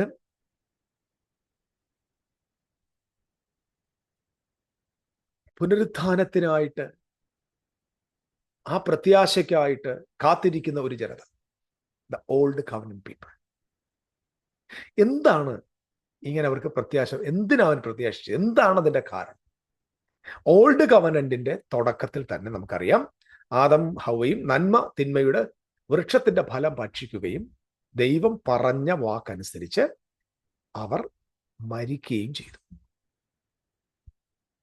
അവർ മരിക്കുക എന്ന് പറഞ്ഞാൽ that is not spiritually death എന്നല്ല മനസ്സിലാക്കേണ്ടത് അതിനർത്ഥം, കാരണം സ്പിരിച്വൽ ഡെത്ത് എന്നൊരു പദം ബൈബിളിൽ ഇല്ല. ആത്മീക മരണം. മരണം എന്നതുകൊണ്ട് ബൈബിൾ മനസ്സിലാക്കുന്നത് it is covenantal death. Covenantal death, ഉടമ്പടി പ്രകാരമുള്ള മരണം. ഞാനൊരു വാക്യം എടുപ്പിക്കാം. നിങ്ങൾ വചനം വിശ്വസിക്കുന്നവരാണല്ലോ. വചനത്തെ ഞാൻ എൻ്റെതായിട്ടൊന്നും പറയുന്നില്ല കേട്ടോ. എനിക്ക് എൻ്റെ കാര്യം പറയാനുള്ളതല്ല ദൈവത്തിന്റെ ശുശ്രൂഷ, കർത്താവിന്റെ ശുശ്രൂഷ എന്ന് പറയാൻ എൻ്റെ അല്ല, എനിക്ക് പറയാനുള്ളതൊന്നുമല്ല. ഞാൻ എൻ്റെ ചിന്തയിൽ വന്ന കാര്യം, എൻ്റെ തോട്ട്സ്, എൻ്റെ ചിന്തയെന്ന് പറയാൻ, എൻ്റെ ചിന്തയും എൻ്റെ തോട്ട്സും പറയാൻ പറ്റിയ സ്ഥലമൊന്നുമല്ല കർത്താവിന്റെ മാർഗം. എൻ്റെ ചിന്തയും എൻ്റെ തോട്ടും ഒക്കെ എൻ്റെ വീട്ടിൽ പറഞ്ഞാൽ മതി, അത് കർത്താവിന്റെ വേലയൊന്നുമല്ല. നമുക്ക് മനസ്സിലായ ചില കാര്യങ്ങൾ പറയാം, എന്നാലും അങ്ങനല്ല. വേർഡ് ഓഫ് ഗോഡിനെ വി നീഡ് ടു അണ്ടർസ്റ്റാൻഡ്. ബൈബിളിനെ അറിയേണ്ട ട്രൂത്ത് കൃത്യമായിട്ട് എന്താണെന്ന് ബൈബിൾ വെച്ച് തന്നെ മനസ്സിലാക്കുക. ഓക്കെ, അപ്പൊ മരണം എന്ന് പറയുന്നത് എന്താണ്? ഫിസിക്കൽ ഡെത്ത് അല്ല. ആദാമിന് ദൈവം കൊടുത്ത ശിക്ഷ, നീ തിന്നുന്ന നാളിൽ ഫിസിക്കലി മരിക്കുമെന്നല്ല. ഞാൻ കഴിഞ്ഞ ദിവസം അത് വീഡിയോ പറഞ്ഞു. പാമ്പ് പറഞ്ഞ സത്യമാണ്. പാമ്പ് പറഞ്ഞ നിങ്ങൾ മരിക്കത്തില്ല. എന്താ കാര്യം? അത് ഫിസിക്കൽ ഡെത്താ പാമ്പ് പറഞ്ഞു. ദൈവം പറഞ്ഞു നിന്നുന്ന നാളിൽ മരിക്കും. അപ്പൊ ദൈവം ഉദ്ദേശിച്ച മരണം എന്ന് പറയുന്നത് കവനന്റൽ ഡെത്താ. പാമ്പിനെ സംബന്ധിച്ചോളം കവനന്റൽ ഡെത്ത് അറിയത്തില്ല. അവൻ ആ സംഭവം അറിയത്തില്ല. അതുകൊണ്ട് പാമ്പ് പറഞ്ഞ കള്ളമൊന്നുമില്ല. പാമ്പ് കറക്റ്റാ പറയാം, തിന്നത്തില്ല, നിങ്ങൾ തിന്നാൽ മരിക്കത്തില്ല, നിങ്ങളുടെ കണ്ണ് തുറക്കും, നിങ്ങൾക്ക് ദൈവത്തെ പോലാകും. ഒരു കള്ളവും പറഞ്ഞില്ല. പക്ഷെ ദൈവം പറഞ്ഞ തത്വവും, ദൈവം പറഞ്ഞ മരണവും പാമ്പ് പറഞ്ഞ മരണവും രണ്ടും രണ്ട്. പാമ്പ് പറഞ്ഞ മരണം ഫിസിക്കൽ ഡെത്തും, ദൈവം പറഞ്ഞ മരണം ദൈവത്തിൽ നിന്നുള്ള സെപ്പറേഷനും, കവനന്റിൽ നിന്ന് ഔട്ടാകുന്നു. പക്ഷെ നമ്മുടെ ആളുകൾ പാമ്പ് പറഞ്ഞ മരണത്തെ വിശ്വസിക്കുന്നത്. അതുകൊണ്ടാണ് ഇടയ്ക്കിടയ്ക്ക് ചോദ്യം ചോദിച്ചേക്കുന്നത്, മരിച്ചു ഉയർക്കുമെങ്കിൽ AD 70 പിന്നെ എന്തിനാ? പാമ്പിന്റെ ഉപദേശം. പാമ്പ് പറഞ്ഞ് വിശ്വസിച്ചിരിക്കുക, ചാകത്തില്ല. 930 വയസ്സിലല്ലേ മരിച്ചു പോയത്. കാരണം എന്താ? പാമ്പ് പറഞ്ഞത് ഫിസിക്കൽ ഡെത്താണ്, ദൈവം പറഞ്ഞത് ഡെത്ത് എന്ന് പറഞ്ഞാൽ separation from the life, separation from the resource, separation from God. ദൈവത്തിൽ നിന്നുള്ള കവനന്റിൽ നിന്ന്, ഉടമ്പടിയിൽ നിന്നുള്ള വേർപാട്. That was true death. അതിനൊരു വലിയ ഉദാഹരണം നമുക്ക് ഹോശേയ പ്രവചനത്തിൽ 13-ാം അധ്യായത്തിൽ ഒത്തിരിയുണ്ട്. ഹോശേയ പ്രവചനം മുഴുവൻ നിങ്ങൾ വായിച്ചു നോക്കിയാൽ ഇതിനെക്കുറിച്ചുള്ള കൃത്യമായ വെളിപ്പാടുകളുണ്ട്. 13-ാം അധ്യായത്തിൽ പറഞ്ഞു, എഫ്രീം സംസാരിച്ചപ്പോൾ വിറയലുണ്ടായി. വളരെ ശ്രദ്ധിക്കണേ, എഫ്രീം സംസാരിച്ചപ്പോൾ വിറയലുണ്ടായി, അവൻ ഇസ്രായേലിൽ മികച്ചവനായിരുന്നു. എന്നാൽ ബാൽ മുഖാന്തരം കുറ്റം ചെയ്തപ്പോൾ അവൻ മരിച്ചുപോയി. എന്തൊരു വാക്കം! അവൻ മരിച്ചുപോയി. ആര് മരിച്ചുപോയി? എഫ്രീം. എപ്പോ? ബാൽ മുഖാന്തരം കുറ്റം ചെയ്തപ്പോൾ അവൻ മരിച്ചുപോയി. Is it physical death? No. Physically എപ്പോൾ ഇസ്രായേൽ ഗ്രഹം ദൈവത്തെ വിട്ട് ബാലിനെ സേവിക്കാൻ പോയോ, എഫ്രീം അവരുടെ നേതാവാണ്. ആ നിമിഷം അവരെല്ലാം physically ചത്തുപോയെന്നല്ല, they were covenantally dead, because covenant എന്ന് പറഞ്ഞാൽ ദൈവം അവരുടെ ഭർത്താവായിരിക്കുകയാണ്. യഹോവയായ ദൈവത്തെ ഉപേക്ഷിച്ച് ബാലെന്ന് പറയുന്ന മറ്റൊരു പുരുഷൻ, മറ്റൊരു ദൈവത്തിന്റെ കൂടെ മറ്റൊരാളിനെ ആ ബന്ധത്തിലേക്ക് പോകുമ്പോൾ ബൈബിൾ പറയുന്നു എഫ്രീം മരിച്ചുപോയി. നിങ്ങൾ ഈ 13-ാം അധ്യായം താഴോട്ട് വായിക്കുമ്പോൾ ദൈവം എഫ്രീമിനെ കുറിച്ച് പറഞ്ഞ ഒരുപാട് കാര്യങ്ങളുണ്ട്. അതിലൊരു പ്രധാന കാര്യം വായിച്ചാൽ ആ ഭാഗം വിടാം. അതിന്റെ 11-ാമത്തെ വാക്യത്തിൽ, എന്റെ കോപത്തിൽ ഞാൻ നിനക്ക് ഒരു രാജാവിനെ തന്നു, എന്റെ ക്രോധത്തിൽ ഞാൻ അവനെ നീക്കിക്കളഞ്ഞു. എഫ്രീമിന്റെ അകൃത്യം സംഗ്രഹിച്ചും അവന്റെ പാപം സൂക്ഷിച്ചും വെച്ചിരിക്കുന്നു. നോവ് കിട്ടിയ വേദന പോലെ, സ്ത്രീയുടെ വേദന അവനുണ്ടാകും. അവൻ ബുദ്ധിയില്ലാത്ത മകൻ, സമയമാകുമ്പോൾ അവൻ ഗർഭദ്വാരത്തിങ്കൽ എത്തുന്നില്ല. ഞാൻ അവനെ പാതാളത്തിന്റെ അധീനതയിൽ നിന്ന് വീണ്ടെടുക്കും. ദൈവം പ്രോമിസ് കൊടുക്കുക, എഫ്രീമിനെ ഞാൻ വീണ്ടെടുക്കും. ഇവിടുന്ന് പാതാളത്തിന്റെ അധീനതയിൽ നിന്ന്. ഈ പാതാളത്തിന്റെ അധീനതയിൽ നിന്ന് വീണ്ടെടുക്കുക എന്ന് പറഞ്ഞാൽ മരണത്തിന്റെ അധീനതയിൽ നിന്ന് വീണ്ടെടുക്കുക. മരണത്തിൽ നിന്ന് ഞാൻ അവനെ വിടുവിക്കും. രണ്ടും ഒന്നാകട്ടെ, വിടുവിക്കും. മരണമേ നിന്റെ ബാധകൾ എവിടെ? പാതാളമേ നിന്റെ സംഹാരം എവിടെ? വല്ലോം മനസ്സിലാവുന്നുണ്ടോ? അപ്പോസ്തലനായ പൗലോസ് കൊരിന്ത്യർക്ക് ലേഖനം എഴുതുമ്പോൾ എന്നോട് ആ ചേട്ടായി പറഞ്ഞത് ഇങ്ങനെയാണ്, നിങ്ങൾ 1 കൊരിന്ത്യർ 15 അങ്ങോട്ട് പോയി വായിക്കേ.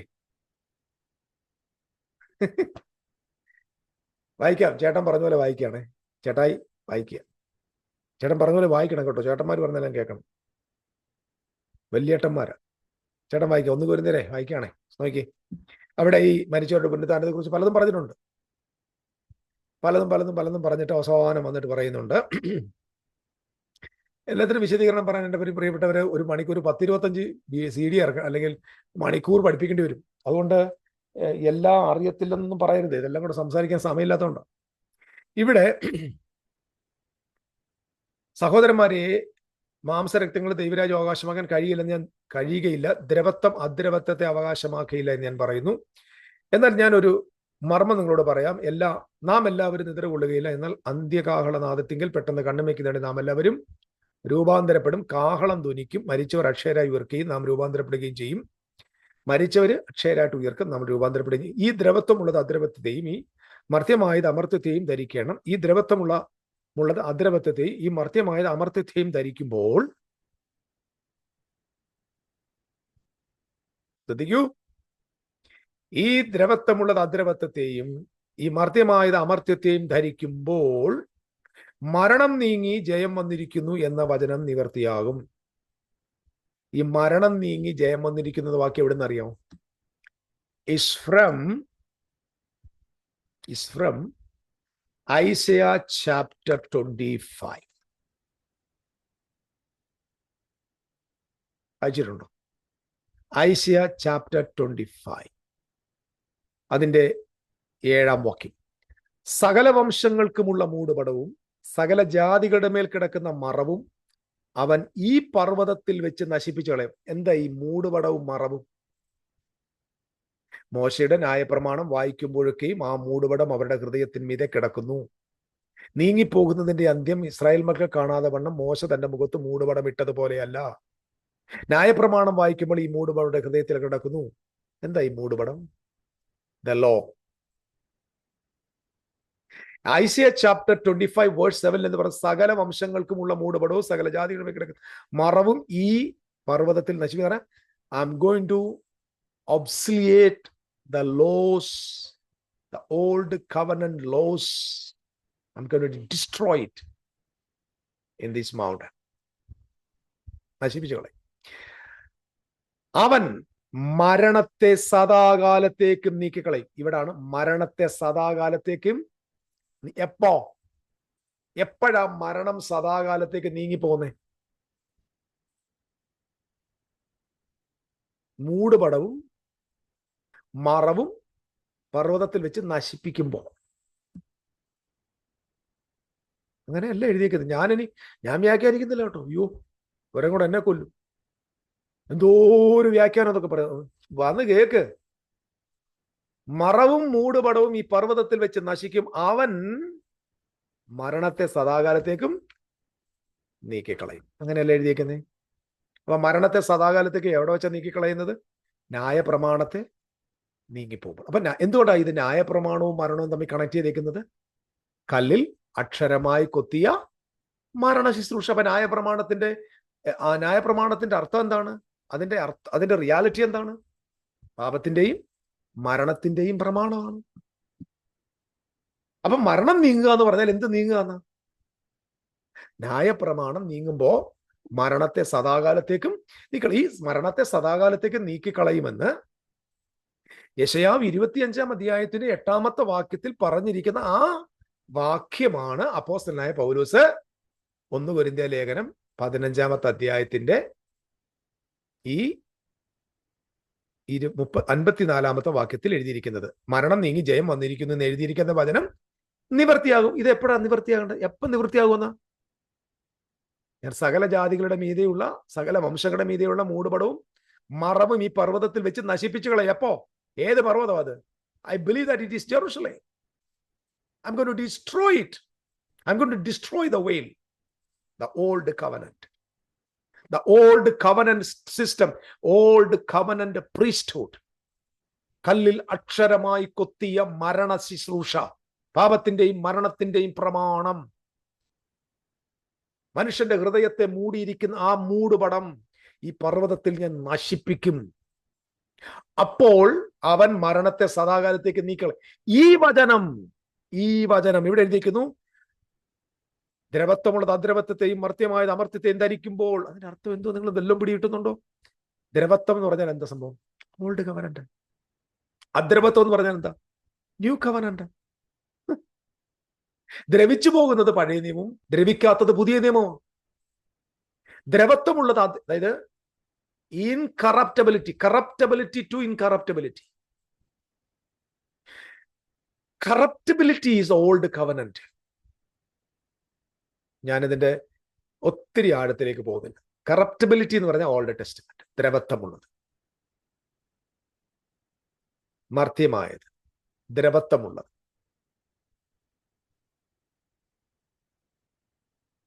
എപ്പോഴും അത് കറപ്റ്റബിലിറ്റി, ഇൻകറപ്റ്റബിലിറ്റി എന്ന് പറഞ്ഞാൽ it is old covenant and new covenant. ഇപ്പൊ ഇവിടെ പറഞ്ഞിരിക്കുന്ന വാക്ക് 34, ഈ ദ്രവത്വമുള്ളത് എങ്ങനെ ഈ പറഞ്ഞു വരുന്നത്? ഞാൻ അതിന് 50-ാം വാക്യം വയ്ക്കാം. സഹോദരന്മാരെ, മാംസരക്തങ്ങൾക്ക് ദൈവരാജ്യത്തെ അവകാശമാക്കാൻ കഴിയില്ല. എന്തോ ഈ മാംസരക്തങ്ങൾ? ജഡരക്തങ്ങൾ. എന്തോ ഈ ജഡരക്തം? Physical flesh and blood. അതിന്റെ അർത്ഥം എന്താ? ജഡത്തിന്റെ പ്രവൃത്തി എന്ന് പറഞ്ഞാൽ എന്താ?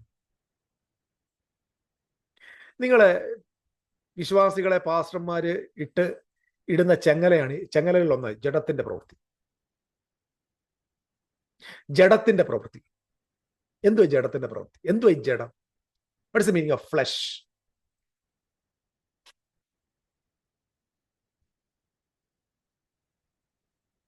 എന്തായിരിക്കും ഫ്ലഷ്? എന്തായിരിക്കും ഫ്ലഷ് ആൻഡ് ബ്ലഡ്? ഒറ്റ വാക്ക്. നമ്മുടെ ശരീരം, നമ്മുടെ കയ്യിലെ ഈ ശരീരവും അതിനകത്തെ ബ്ലഡും അല്ല. Life in the old covenant. അതാണ് ജഡത്തിൽ ജീവിക്കുക എന്ന് പറഞ്ഞാൽ ന്യായപ്രമാണത്തിൽ ജീവിക്കാതെ.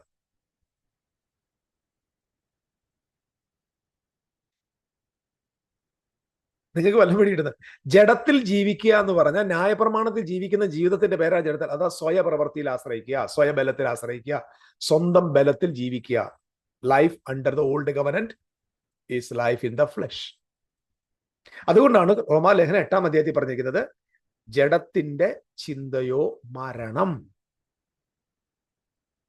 എന്താ? അപ്പൊ ജഡത്തിന്റെ ചിന്ത പറഞ്ഞ എന്തോ? മരണം. ന്യായപ്രമാണത്തിന്റെ ചിന്ത മരണമാണ്. അതിന്റെ അർത്ഥം അതാ. കാരണം ന്യായപ്രമാണം ഈസ് ഡെത്ത് ആണ്.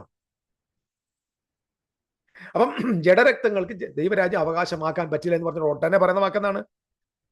ദ്രവത്വം അദ്രവത്വത്തെ അവകാശമാക്കിയില്ല എന്ന് പറഞ്ഞാൽ എന്താ? ദ്രവത്വമായത് ഓൾഡ് കവനന്റിന് ന്യൂ കവനന്റിനെ അവകാശമാക്കാൻ പറ്റില്ല. അതിന്റെ അർത്ഥം. അതുകൊണ്ടാണ് തമ്പുരാൻ നിക്കോദിമോസിനോട് പറഞ്ഞത്, നീ വീണ്ടും ജനിച്ചില്ലെങ്കിൽ നിനക്ക് എവിടെ പോകാൻ പറ്റില്ല? സ്വർഗരാജ്യം കാണാൻ കഴിയത്തില്ല, സ്വർഗരാജ്യത്തിൽ പ്രവേശിക്കാൻ കഴിയത്തില്ല. എന്തോ വീണ്ടും ജനിക്കാന്ന് പറഞ്ഞ? ഇത് വലിയൊരു വാക്കാണ്. നിങ്ങൾ വീണ്ടും ജനിച്ചു, വീണ്ടും ജനിച്ചു, വീണ്ടും ജനിച്ചു, ഞാൻ വീണ്ടും ജനിച്ചാണ്. എവിടെ വീണ്ടും ജനിച്ചു? ഈ വീണ്ടും ജനിക്കാന്ന് വാക്കിന്റെ അർത്ഥം ഒരിക്കൽ കൂടെ ജനിക്കാന്നല്ലേ? ഇതാരോടാ സംസാരിച്ചത്? നിക്കോദിമോസിനോടാ സംസാരിച്ചത്. നിക്കോദിമോസ് ആരാണ്? യഹൂദ മതത്തിന്റെ പ്രമാണിയാണ്, ഉപദേഷ്ടാവ്, ടീച്ചർ, റബിയാണ്. റബിയോട് പറയുകയാണ് നീ വീണ്ടും ജനിക്കണം. പുള്ളി വിചാരിച്ചു ഇത് പറഞ്ഞപ്പോൾ ഉടനെ നേരെ പുള്ളിയുടെ ചിന്ത ഗൈനക്കോളജിയിലേക്ക് പോയി, അല്ലെങ്കിൽ എന്ത് പറയുന്നത്, ബയോളജിയിലേക്ക് പോയി. അമ്മയുടെ ഉദരത്തിൽ പോയി ജനിക്കണം. ഇത് തന്നെയാണ് നമ്മുടെ ആളുകൾക്ക്. ഈ നിക്കിയുടെ സ്വഭാവം തന്നെയാണ് നമ്മുടെ എല്ലാ ക്രൈസ്തവർക്കും. സൂര്യൻ ഇരുണ്ടു പോകും, ഹയോ എന്ന് പറഞ്ഞ നേരെ അങ്ങ് ആകാശത്തിനുള്ള സൂര്യൻ എടുത്തോട്ട് പോകും. ചന്ദ്രൻ രക്തതുല്യം, ഉടനെ രാത്രി ചന്ദ്രനിൽ പോയി നോക്കും. നിങ്ങളുടെ കുഴപ്പമല്ല. ഇസ്രായേലിന്റെ ഏറ്റവും വലിയ റബിക്കും ഇതേ ബുദ്ധിയാണ്.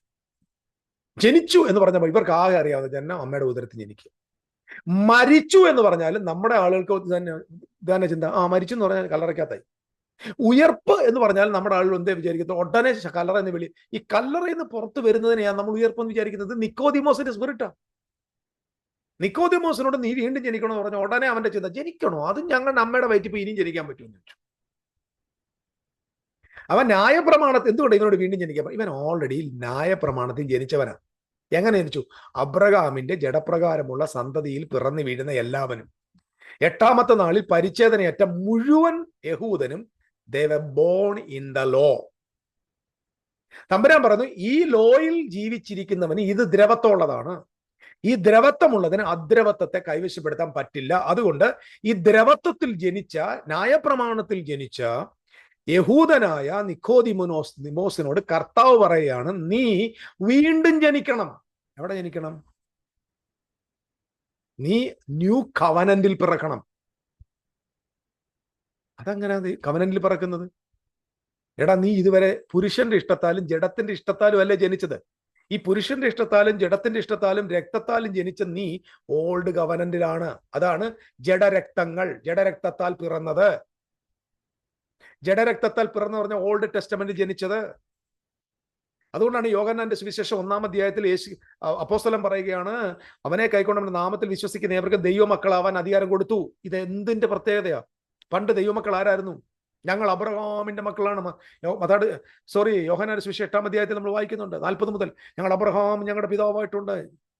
ഞങ്ങൾ അവിഹിതത്തിൽ പിറന്ന മക്കളൊന്നുമല്ല, അബ്രഹാം അത്ര പിതാവ്. ഞങ്ങൾക്ക് ഒറ്റ പിതാവേ ഉള്ളൂ, ദൈവമാകുന്നു. അപ്പം അബ്രഹാമിന്റെ മക്കൾ എന്ന് പറഞ്ഞാൽ ദൈവത്തിന്റെ മക്കൾ എന്നായിരുന്നു. എന്നോട് പറയാം, അബ്രഹാമിന്റെ പുത്രന്മാർ എന്ന് പറഞ്ഞാൽ അർത്ഥം അവർ ദൈവത്തിന്റെ പുത്രന്മാരെന്നാണോ? അത് ഓൾഡ് കവനന്റ്. ഇവിടെ യേശുക്രിസ്തു പറയാം, അവനെ കൈക്കൊള്ളു. യേശുവിനെ ആര് കൈക്കൊള്ളുന്നു? അവർക്ക് ദൈവമക്കളാകാൻ അധികാരം കൊടുത്തത്. എന്ന് പറഞ്ഞാൽ അബ്രഹാമിന്റെ മക്കളല്ല ഇനി ദൈവത്തിന്റെ മക്കൾ, ക്രിസ്തുവിനെ കൈക്കൊള്ളുന്നവരാ ദൈവത്തിന്റെ മക്കൾ. എന്നിട്ട് അബ്രഹാമിന്റെ മക്കളായിരുന്ന യഹൂദന്മാരെ കുറിച്ച് പറയുകയാണ്, അവർ പുരുഷന്റെ ഇഷ്ടത്താൽ വന്നവരല്ല, ജഡത്തിന്റെ ഇഷ്ടത്താൽ വന്നവരല്ല, ദൈവത്തിന് ജനിച്ചവരത്ര. അതിന്റെ അർത്ഥം പണ്ടത്തെ ഓൾഡ് കവനന്റിൽ ജീവിച്ചിരുന്ന യഹൂദന്മാരായ ആളുകൾ അബ്രഹാമിന്റെ മക്കൾ ജഡത്തിൽ ജനിച്ചവരാണ്, പുരുഷന്റെ ഇഷ്ടത്താൽ ജനിച്ചവരാണ്. അവരായിരുന്നു അന്ന് ദൈവത്തിന്റെ മക്കളെങ്കിൽ ഇവിടെ പറയുകയാണ്, യേശുവിനെ കൈക്കൊള്ളുന്നവരാണ് ദൈവത്തിന്റെ പുത്രന്മാർ. അവർ ജഡത്തിന്റെ ഇഷ്ടത്തിൽ ജനിച്ചവരല്ല, പുരുഷന്റെ ഇഷ്ടത്തിൽ ജനിച്ചവരല്ല, ദൈവത്തിൽ നിന്ന് അത്രേ ജനിച്ചത്. അപ്പൊ എത്ര ജനനമുണ്ട്? 2 ജനനം. ആർക്ക്? യഹൂദന്. 1 ന്യായപ്രമാണത്തിൽ ജനിച്ചു, ദ്രവത്വത്തിൽ ജനിച്ചു. 2 അദ്രവത്വത്തിൽ ജനിക്കുന്നു. അപ്പൊ അബ്രഹാമിന്റെ മകനായി ജനിച്ചു. അതുകൊണ്ട് നീ ദൈവരാജ്യത്തിൽ പോകത്തില്ല. നീ ഒരു പ്രാവശ്യം കൂടെ ജനിക്കണം. എവിടെ ജനിക്കണം? നീ ക്രിസ്തുവിനെ സ്വീകരിച്ച് ജനിക്കണം. ദൈവത്തിൽ നിന്ന് ജനിക്കണം. Born from above. ഈ ബോൺ അഗൈൻ എന്ന വാക്കിന് കൊടുത്തിരിക്കുന്ന ഒറിജിനൽ ഹീബ്രു ഗ്രീക്ക് നോക്കിയാൽ മതി. ബോൺ ഫ്രം അബോവ്, ഉയരത്തിൽ നിന്ന് ജനിക്കണം. പറഞ്ഞ ആശയം മനസ്സിലാവുന്നു നിങ്ങൾക്ക്? അപ്പൊ ഇവിടെ നിങ്ങൾ മനസ്സിലാക്കേണ്ടത് മരണം എന്താണെന്ന് അറിയണമെങ്കിൽ, ഈ മരണം എന്താണെന്നും ജനനം എന്താണെന്നും ദൈവരാജ്യം എന്താണ്, ഇതെല്ലാത്തിനും നമ്മൾ പുതിയ നിയമത്തെ മനസ്സിലാക്കുമ്പോൾ പഴയ നിയമത്തിലൂടെ പോകണം. അപ്പം പഴയ നിയമത്തില് യെശയ്യാവിന്റെ പറഞ്ഞ 25-ാം അധ്യായത്തിന് 8-ാമത്തെ വാക്യത്തെയാണ് പറഞ്ഞ മരണത്തെ സദാകാലത്തേക്ക് നീക്കിക്കളയും. അപ്പോൾ മറവും മൂടുപടവും നശിപ്പിക്കപ്പെടുമ്പോൾ. മറവും മൂടുപടം എന്താണ്? ഓൾഡ് കവൻ. ഓൾഡ് കവന്റെ സിസ്റ്റം എന്നാണ് നീങ്ങിപ്പോയത്? AD 70. കാരണം എബ്രായർക്ക് ലേഖനം എഴുതുമ്പോൾ 8-ാം അധ്യായത്തിൽ പറഞ്ഞിരിക്കുന്നു, ജീർണിച്ചതും പഴകിയതുമായത് നീങ്ങിപ്പോകാൻ അടുത്തിരിക്കുന്നു. 9-ാം അധ്യായത്തിന്റെ 8-ാമത്തെ വാക്യം, മുൻകൂടാം ഇരിക്കുന്നിടത്തോളം കാലം വിശുദ്ധാന്തര മന്ദിരത്തേക്കുള്ള പ്രവേശനം സാധ്യമാകുന്നില്ല എന്ന് പരിശുദ്ധാത്മാവിനാൽ സൂചിപ്പിക്കുന്നു. താഴോട്ട് വായിക്കുമ്പോൾ ഇത് ഈ കാലത്തൊടുക്കുന്നു എന്ന് പറഞ്ഞാൽ ഓൾഡ് കവനന്റ് സിസ്റ്റമാണ്, ഓൾഡ് കവനന്റ് ഏജ് ആണ്.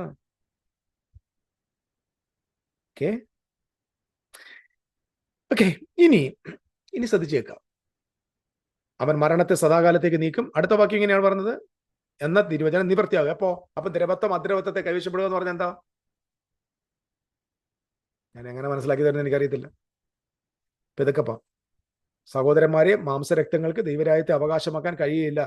ദ്രവത്വം അദ്രവത്വത്തെ അവകാശമാക്കിയില്ല എന്ന് ഞാൻ പറയുന്നു. ഞാനൊരു മർമ്മം നിങ്ങളോട് പറയാം. ഞാൻ ആ മർമ്മം എന്തായാലും നിങ്ങളോട് പറയാൻ വേണ്ടി തീരുമാനിച്ചേക്കും.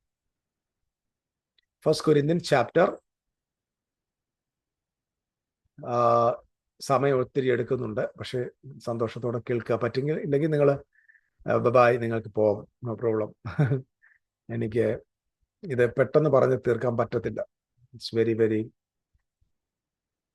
52-ാമത്തെ വാക്യം. ഞാൻ ഈ 52-ാമത്തെ വാക്യത്തിന്റെ ഒറിജിനൽ നമുക്കൊന്ന് പരിശോധിക്കാം. ഇതിൽ ഒറിജിനൽ എന്താണ് കൊടുത്തിരിക്കുന്നതെന്ന് നമുക്ക് അതിന്റെ ഇന്റർലീനിയർ ഗ്രീക്കില് നമുക്കൊന്ന് നോക്കാം. ഗ്രീക്ക് ഭാഷയിൽ എന്താ കൊടുത്തിരിക്കുന്നത്? Okay. In an instant, in the twinkling of an eye at the last trumpet. ഈ ലാസ്റ്റ് ട്രംപറ്റ് എന്താന്ന് ഇപ്പൊ പോകുന്നില്ല, പിന്നെ പറയാം. The trumpet will sound for, and the dead will be raised imperishable.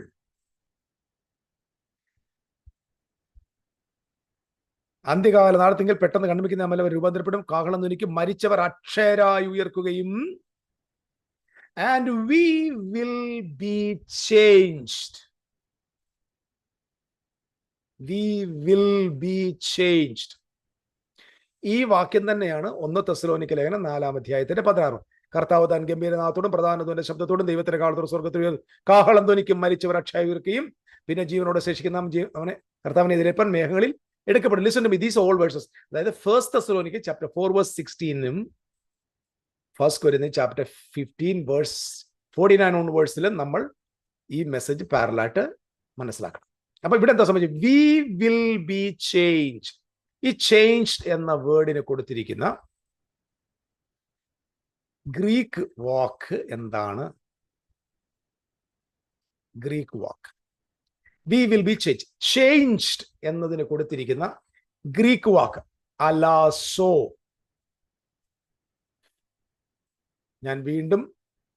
ഞാൻ പറയുന്ന വാക്കുകൾ ദൈവവചനത്തിലുണ്ടോ എന്ന് നിങ്ങൾക്ക് പരിശോധിക്കാം. അലാസോ, ഇവിടെ പറയാം ടു ചേഞ്ച്. ലെക്സിക്കൽ സമ്മറിയാണ് ഞാൻ വായിക്കുന്നത്. To change, exchange, transform. Exchange ചെയ്യുക, ചേഞ്ച് ചെയ്യുക, രൂപാന്തരപ്പെടുക. അപ്പൊ രൂപാന്തരപ്പെടുക എന്ന അർത്ഥമാണ് നമ്മുടെ മലയാള ബൈബിളിൽ കൊടുത്തിരിക്കുന്നത്. കണ്ണിമിക്കുന്ന നാം എല്ലാവരും ഇതിനെക്കുറിച്ച് എന്താ ക്രൈസ്തവ സഭയുടെ ഉപദേശം? കാഹളം അങ്ങോട്ട് ധനിക്കുമ്പോൾ മരിച്ചവരെല്ലാം കല്ലറന്ന് എഴുന്നേറ്റ് പോവും. ജീവിച്ചിരിക്കുന്ന നമ്മൾ എന്താ പെട്ടെന്ന് എന്ത് ചെയ്യും? കണ്ണിമിക്ക് നമ്മളെല്ലാവരും അങ്ങ് ദൂതതുല്യരായി രൂപാന്തരം. അങ്ങനെയല്ലേ പറഞ്ഞ ട്രാൻസ്ഫോം എന്നുള്ള അർത്ഥത്തിൽ. പക്ഷെ ഇവിടെ കൊടുത്തിരിക്കുന്ന പേര് അലാസോ. അലാസോ എന്ന വാക്കിന്റെ ട്രൂ മീനിങ് എക്സ്ചേഞ്ച് ചെയ്യുക, ടു ചേഞ്ച് എന്ന. ഇതൊരു വെർബാണ്. ആൾട്ടർ, വ്യത്യാസം വരുത്തുക. Change, exchanged. സ്ട്രോങ് എക്സ്ഹോസ്റ്റീവ് കൺകഡൻസി പറഞ്ഞിരിക്കുന്ന അലാസോ എന്ന് പറഞ്ഞ അലോസ് എന്ന വാക്കിൽ to make different, change. This word, അതിന്റെ ഒറിജിൻ എന്ന് പറഞ്ഞാൽ അലോസ് എന്ന വാക്കിൽ, അലോസ് മീൻസ് ടു ചേഞ്ച്, എക്സ്ചേഞ്ച്. ഇഷ്ടംപോലെ ഡിക്ഷണറി, തായസ് ഡിക്ഷണറി പറയുന്നത് ഇങ്ങനെയാണ്. ടു ചേഞ്ച്, ടു കോസ്, അതായത് തായസ് ഗ്രീക്ക് ലെക്സിക്കൻ പറയുന്നു to cause one thing to cease. വളരെ ശ്രദ്ധിക്കണേ. To cause one thing to cease and another to take it place. It's very important. To cause one thing to cease. ഒരു കാര്യത്തെ എന്ത് ചെയ്യുക? സീസ് ചെയ്യുക, സ്റ്റോപ്പ് ചെയ്യുക. ഏതോ ഒന്നിനെ നിർത്തലാക്കിയിട്ട് and another to take its place. അതായത് നേരത്തെ ആയിരുന്ന സ്ഥലത്തേക്ക് മറ്റൊന്നിനെ ആ സ്ഥലത്തേക്ക് കൊണ്ടുവരിക, ആ സ്ഥലത്തെ റീപ്ലേസ് ചെയ്യുക. അല്ലാതെ കണ്ണുമിക്ക് നമ്മൾ രൂപാന്തരപ്പെടും എന്ന് പറഞ്ഞിട്ട് നമ്മൾ പറന്നങ്ങ് പോകുന്നല്ല. We will be exchanged. അലാസോ, that means to cause one thing to cease. എന്തോ ഒന്നിന് സ്റ്റോപ്പ് ചെയ്തു, സീസ് ചെയ്തു, അവസാനിപ്പിച്ചു. And another take it the place. അതായത് മറ്റൊന്നിന് നിർത്തലാക്കിയ സ്ഥലത്തേക്ക് കയറ്റം കിട്ടി, അല്ലെങ്കിൽ ആ സ്ഥാനത്തേക്ക് എത്തി. This is not John Lawrence Greek lexicon, അതൊന്നുമല്ല കേട്ടോ. It's available. സ്ട്രോങ്സിനകത്ത് എല്ലാം ഇത് കൊടുത്തിട്ടുണ്ട്. പിന്നെ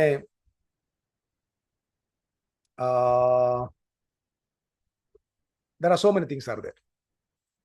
To exchange ചെയ്യുക, ഡിവൈൻ ട്രാൻസ്ഫോർമേഷൻ എന്ന് പറയാറുണ്ട്. ഒത്തിരി കാര്യങ്ങൾ. അലാസോ എന്ന വാക്ക് ഒന്നിന് പകരം മറ്റൊന്ന് കൊണ്ടുവരിക എന്നുള്ള അർത്ഥം. ഇപ്പം ഞാൻ അവിടെ ആ ഭാഗം വിടുക. യഥാർത്ഥത്തിൽ ഇവിടെ എന്താ സംഭവിച്ചു? 1 കൊരിന്ത്യർ ലേഖനം 15-ാം അധ്യായത്തിൽ കണ്ണിമയ്ക്ക് നാമുണ്ടവരും ഇപ്പൊ എവിടുന്ന to cause own thing to cease. ഏതാ സീസായി പോയത്?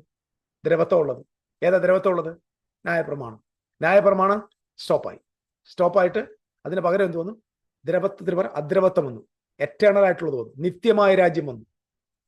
ഫിസിക്കൽ കിങ്ഡം മാറി സ്പിരിച്വൽ കിങ്ഡം വന്നു.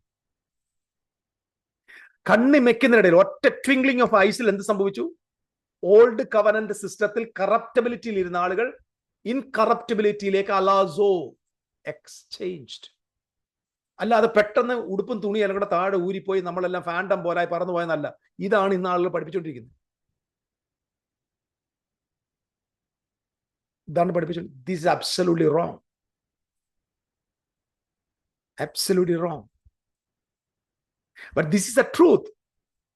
പോൾ പറയുന്നു, കണ്ണിമിക്കുന്നതിൽ നാം രൂപാന്തരപ്പെടും.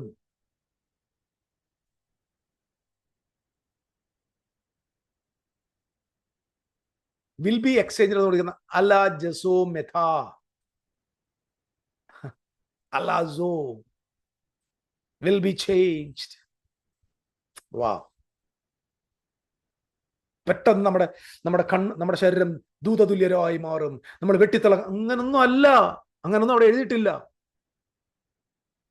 നമ്മളെല്ലാവരും പെട്ടെന്ന് സൂപ്പർമാൻ്റെ കൂട്ടാവുമെന്നല്ല.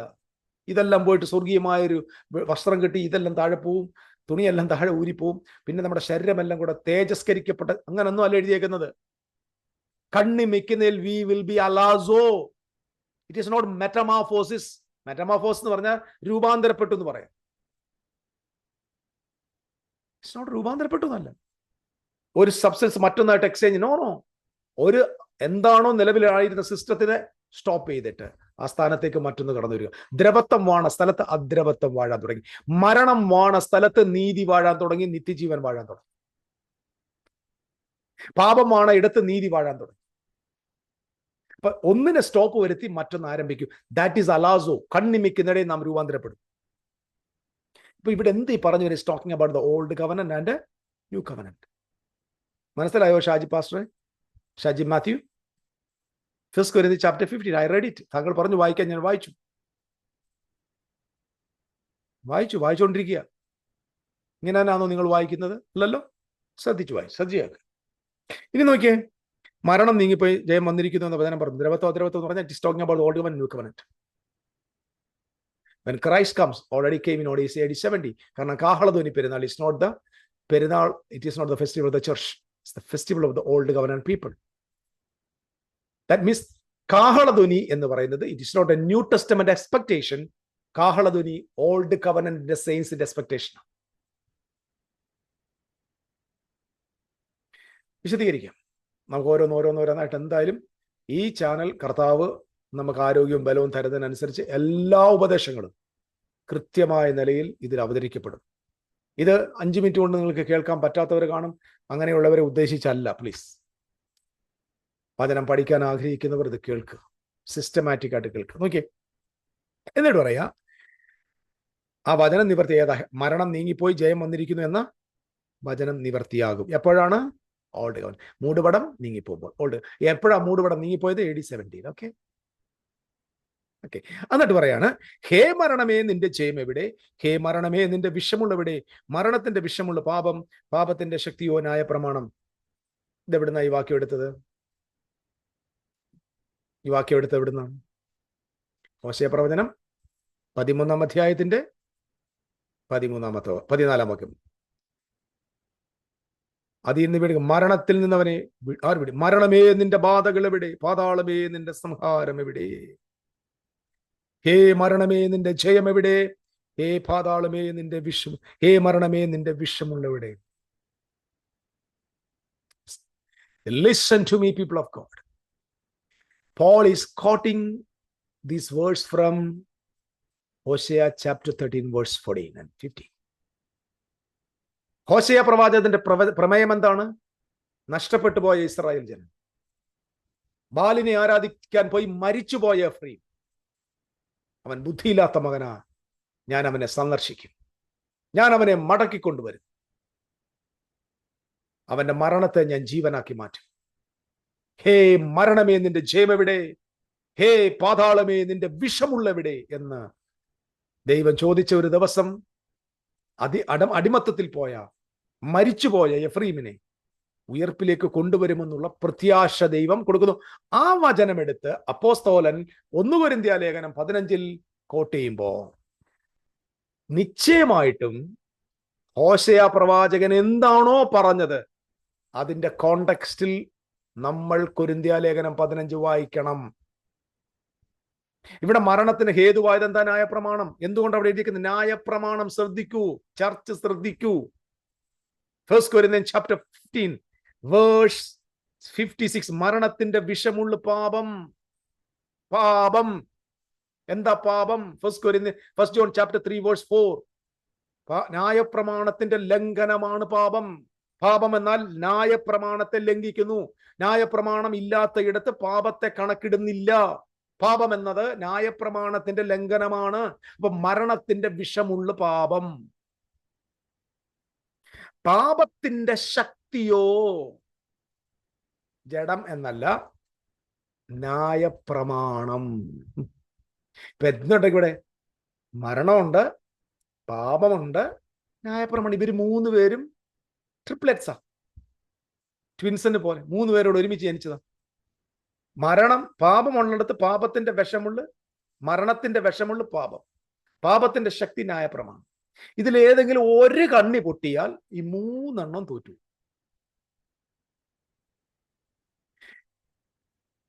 മരണം കൊണ്ടുവരണമെങ്കിൽ പാപത്തിന്റെ വിഷമുള്ള വേണം. പാപത്തിന്റെ വിഷമുള്ളില്ലേ മരണമില്ല. മരണത്തിന് കാരണം പാപത്തിന്റെ വിഷമുള്ള. പാപത്തിന്റെ ശക്തിക്ക് കാരണം ന്യായപ്രമാണം. അപ്പം ഇതിന്റെ അങ്ങേ അറ്റത്ത് നിന്നുകൊണ്ട് ചരട് വലിക്കുന്നത് ന്യായപ്രമാണം. അപ്പൊ ന്യായപ്രമാണമാണ് പാപത്തിന്റെയും മരണത്തിന്റെയും പ്രമാണം. എബ്രായർ 8:1-2 വാക്യം. എന്തുകൊണ്ടാണ് ന്യായപ്രമാണം പാപത്തിന്റെയും മരണത്തിന്റെ പ്രമാണം? പാപത്തിന്റെ വിഷമുള്ളാണ്. ആ വിഷമുള്ള കൊണ്ടാണ് മരണം ഉണ്ടാക്കുന്നത്. ഈ പാപത്തിന് ശക്തി കൊടുക്കുന്നത് ന്യായപ്രമാണം. അപ്പൊ ന്യായപ്രമാണത്തിന്റെ പ്രത്യേകത, ഇത് എന്ത് പ്രമാണമാണ്? പാപത്തിന്റെയും മരണത്തിന്റെയും പ്രമാണം. ഞാനല്ല ഇത് പറയുന്നത്, ബൈബിളിനെ എഴുതിയേക്കുന്ന വാക്ക് ഞാൻ നിങ്ങൾക്ക് പറഞ്ഞു തരുന്നേ ഉള്ളൂ. അങ്ങനെ അതെ, ന്യായപ്രമാണത്തിന് നീക്കം വന്നാൽ, മൂടുപടം നീക്കം വന്നാൽ എന്തൊക്കെ തോറ്റുപോകും? പാപവും മരണവും തോറ്റുപോകും. അപ്പൊ പാപവും മരണവും ശക്തിയോടെ നിൽക്കാൻ കാരണം പ്രമാണം ഉള്ളത് കൊണ്ട്. അപ്പൊ പ്രമാണം എന്ന് ഔട്ട് ആകുന്നു, ദാറ്റ് മൊമെന്റ് പാപത്തിന്റെ ശക്തി ക്ഷയിച്ചു പോകും, മരണം അവസാനിക്കും, കവനന്റൽ ഡെത്ത് അവസാനിക്കും. ഹേ മരണമേ, നിന്റെ ജയം എവിടെ? ഹേ പാതാളമേ, നിന്റെ വിഷമുള്ളവിടെ? ന്യായപ്രമാണം എപ്പോൾ സ്റ്റോപ്പായോ, എപ്പോൾ നീങ്ങിപ്പോയോ, എപ്പോൾ ഒബ്സിലിയേറ്റഡ് ആയോ, that moment sin and death is abolished.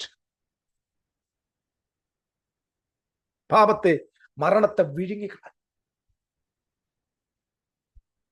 sin stopped. പാപത്തെ നിർത്തലാക്കി. Because of the Lord Jesus Christ, the power of the cross of Jesus. Hallelujah. So ഞാൻ ഇന്ന് പറഞ്ഞു വന്നതിന്റെ സാരം ഇത്രയേ ഉള്ളൂ. ഇവിടെ മരണം, ഉയർത്തെഴുന്നേൽപ്പ് എന്നത് covenantal death and covenantal resurrection. ഇപ്പൊ നിങ്ങൾക്ക് വല്ലതും പിടികിട്ടിയോ? തെസ്സലോനിക്ക ലേഖനത്തിൽ കർത്താവ് താൻ ഗംഭീരനാദം, പ്രധാന ദൂതന്റെ ശബ്ദം, ദൈവത്തിന്, ഞാൻ അതിനെക്കുറിച്ച് പറയുന്നുണ്ട്. കാരണം ഇത് 3 വെച്ചിട്ട് കർത്താവിന്റെ ഗംഭീരനാദം, പ്രധാന ദൂതന്റെ ശബ്ദമില്ലെങ്കിൽ ലൂസിഫർ സഭയെ തടയുമെന്ന് പഠിപ്പിക്കുന്ന മഹാന്മാരുള്ള ലോകത്ത് എന്തോ ഒരു ഗതികേടാന്ന് നോക്കി. മീകായിൽ വന്നെങ്കിൽ മാത്രമേ ലൂസിഫർ ഈ സഭ ഇവിടുന്ന് പോകുമ്പോൾ തടയാതിരിക്കുന്നു പ്രസംഗിക്കുക ഭയങ്കര വേദപണ്ഡിതന്മാർ. അത്ര ബലഹീനമായി പോയി സഭയും, അത്രയും ബലഹീനമായി പോയി കൊണ്ടുപോകാൻ വന്ന ദൈവവും. കഷ്ടം. ഇതൊക്കെ പ്രസംഗിക്കുന്ന ഒരു ഭയങ്കര ഉപദേശത്തിന്റെ ആളുകൾ. സത്യം പറഞ്ഞാൽ ഞങ്ങള് മഹാഭാവികൾ. എന്ത് പറയാ.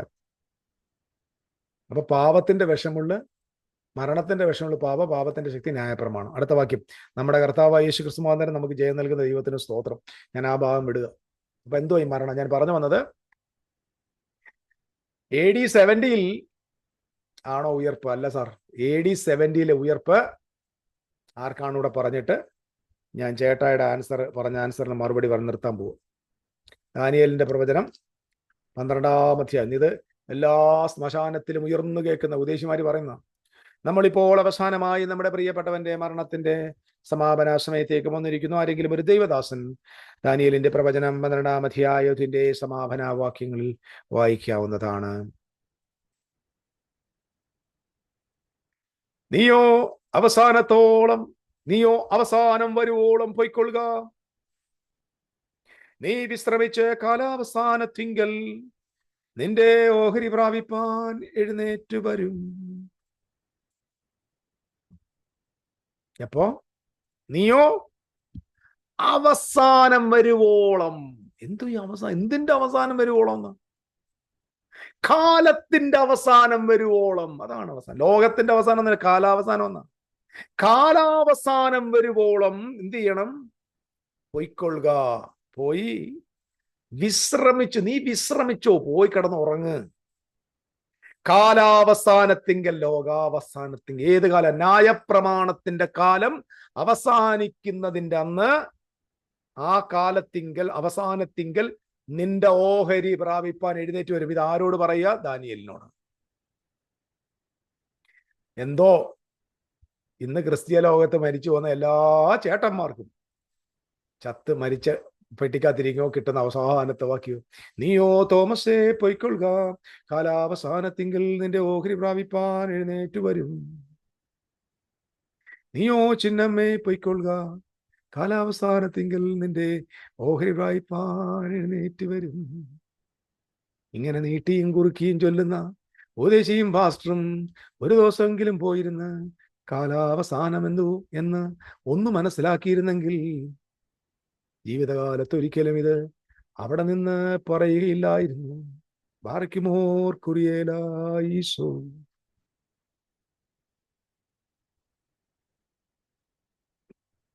ദാനിയേലേ പൊയ്ക്കൊള്ളുക, നീ വിശ്രമിച്ച കാലാവസാനത്തെങ്കിൽ നിന്റെ ഏതാ ഈ കാലാവസാനം? The end of the age. What age? End of the old covenant. അതുകൊണ്ടാണ് യേശുവും അപ്പോസ്തലന്മാരും എഴുത്തുകളെല്ലാം അന്ത്യകാലം. ഇന്ന് സകല പുള്ളികൾ ഈ അന്ത്യകാലം വന്നിരിക്കുന്നു. എന്തോ നിന്റെ അന്ത്യകാലോ ചേട്ടാ? എന്റെ പൊന്നു സഹോദരങ്ങളെ, എന്തിന്റെ അന്ത്യകാലമോ? അന്ത്യകാലത്ത് സകല ജഡത്തിന്റെ മേലും എന്റെ ആത്മാവിനെ പകരും. നിങ്ങളുടെ പുത്രന്മാരും പുത്രിമാരും പ്രവചിക്കും. നിങ്ങളുടെ പുത്രന്മാർ ദർശനങ്ങൾ ദർശിക്കും. വൃദ്ധന്മാർ സ്വപ്നങ്ങൾ കാണും. അന്ത്യകാലം. എന്റെ ഇതിന്റെ കീഴിലും കൊണ്ടുവന്നിട്ട് ഒത്തിരി പേരും, ഇത് അന്ത്യകാലത്തിന്റെ ലക്ഷണമാണ്. എനിക്ക് ചിരി. എന്തോ നിന്റെ അന്ത്യകാലം? ഓൾഡ് കവനന്റിന്റെ അന്ത്യകാലം മനസ്സിലാക്ക്. 2 കാലമേ ഉള്ളൂ. ഓലാം ഹസേ, ഓലാം ഹബ. ഓലാം ഹസേ ദിസ് ഏജ്, ഓലാം ഹബ എന്ന് പറഞ്ഞാൽ ഏജ് ടു കം.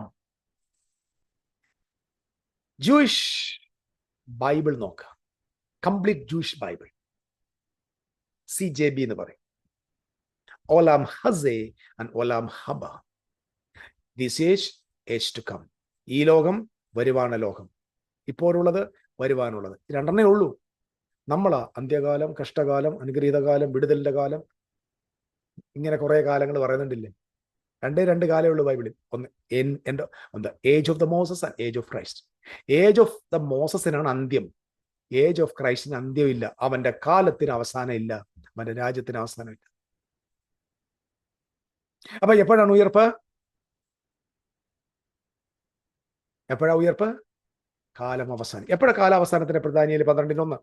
ആ കാലത്തിന്റെ നിന്റെ സ്വജാതിക്കാർക്ക് തുണ നിൽക്കുന്ന മഹാപ്രഭുവായ മീഖായിൽ എഴുന്നേൽക്കും ഒരു ജാതി ഉണ്ടായത് മൂലം ഈ കാലം വരെ സംഭവിച്ചിട്ടില്ലാത്ത കഷ്ടകാലം ഒന്നുണ്ടാകും. മത്തായിയുടെ സുവിശേഷം 24-ാം അധ്യായത്തിന്റെ 14 താഴ്ത്തു വായിക്കുമ്പോൾ, ഒരു ലോകസ്ഥാപനം മുതൽ ഇതുവരെ സംഭവിച്ചിട്ട് ഇനിമേല സംഭവിക്കാത്ത മഹാകഷ്ടമുണ്ടാകും. Jesus was quoting from Daniel chapter 12. ഒരു ജാതി ഉണ്ടായത് മുതൽ സംഭവിക്കാത്ത മഹാകഷ്ടമെന്നുണ്ടാകും. അന്ന് യഹൂദിയിലുള്ളവർ മലകളിലേക്ക് ഓടിപ്പോകട്ടെ. മത്തായിയുടെ സുവിശേഷം 24-ാം അധ്യായം. Same the here. സ്വജാതിക്കാർ, ഇസ്രായേലിന് വരാൻ പോകുന്ന is not for the all world. Israel ശ്രദ്ധിക്കൂ. എന്നിട്ട് പറയാ, സംഭവിച്ചിട്ടുള്ള കഷ്ടകാലം ഉണ്ടാകും. അന്ന് നിന്റെ ജനം പുസ്തകത്തിൽ എഴുതി കാണുന്ന യവനം തന്നെ രക്ഷ പ്രാപിക്കും. നിലത്തിലെ പൊടിയിൽ നിദ്ര കൊണ്ടവരിൽ പലരും ചിലർ നിത്യജീവനായും ചിലർ നിത്യലജ്ജയ്ക്കും നിത്യനിന്ദയ്ക്കുമായി ഉണരും എന്ന് അന്ത്യകാലത്ത്. ഇതുകൊണ്ടാണ് മാർത്ത കർത്താവിനോട് പറഞ്ഞത്, ജീസസ് പറഞ്ഞതിന്റെ സഹോദരൻ ഉയർത്തെടുക്കും. യേശുവിനോട് മറുപടി പറഞ്ഞെന്താ? ഒടുക്കത്തെ നാളിൽ ഉയർത്തേക്കും. The last day. എന്തിന്റെ ലാസ്റ്റ് ഡേ?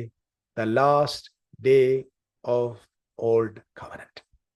അതുകൊണ്ട് എന്നോട് ചോദ്യം ചോദിച്ച ചേട്ടായി പറഞ്ഞ ഒരു ചോദ്യത്തിന് ആൻസർ, ഞാൻ പറഞ്ഞു AD 70 യെരൂശലേം ദേവാലയം തകർക്കപ്പെട്ടു എന്നത് ശരിയാണ്. അത്രയെങ്കിലും ശരിയായി സമ്മതിച്ചല്ലോ.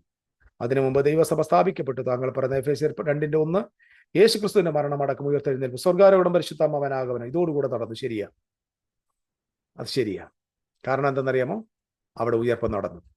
ആ ഉയർപ്പിനെ കുറിച്ച് കർത്താവ് പറഞ്ഞത് അതുകൂടെ പറഞ്ഞ് ഞാൻ അവസാനിപ്പിക്കും. അദ്ദേഹം പറഞ്ഞു പിന്നെ AD വരെ പോകേണ്ടതില്ല. AD 70 വരെ പോയത് മരിച്ചുപോയ ഓൾഡ് കവനന്റിൽ, ഫിസിക്കലി മരിച്ചുപോയ ഓൾഡ് കവനന്റ് സെയിൻസിനെ, യേശുക്രിസ്തുവിന്റെ പ്രത്യക്ഷത വരെ മരിച്ചുപോയ, നിദ്ര പ്രാപിച്ച, പഴയ നിയമത്തിൽ മരിച്ച പഴയ നിയമ വിശുദ്ധന്മാരും, ക്രിസ്തുവിൽ വിശ്വസിച്ചിട്ട് മരിച്ചുപോയ രക്തസാക്ഷികളായ ക്രിസ്തുവിൽ നിദ്ര കൊണ്ടവർ, ഇവർ രണ്ടുപേരും ഫിസിക്കലി അവർക്ക് ഉയർത്തെഴുന്നേൽപ്പ് വന്നിട്ടില്ല. They were not resurrected.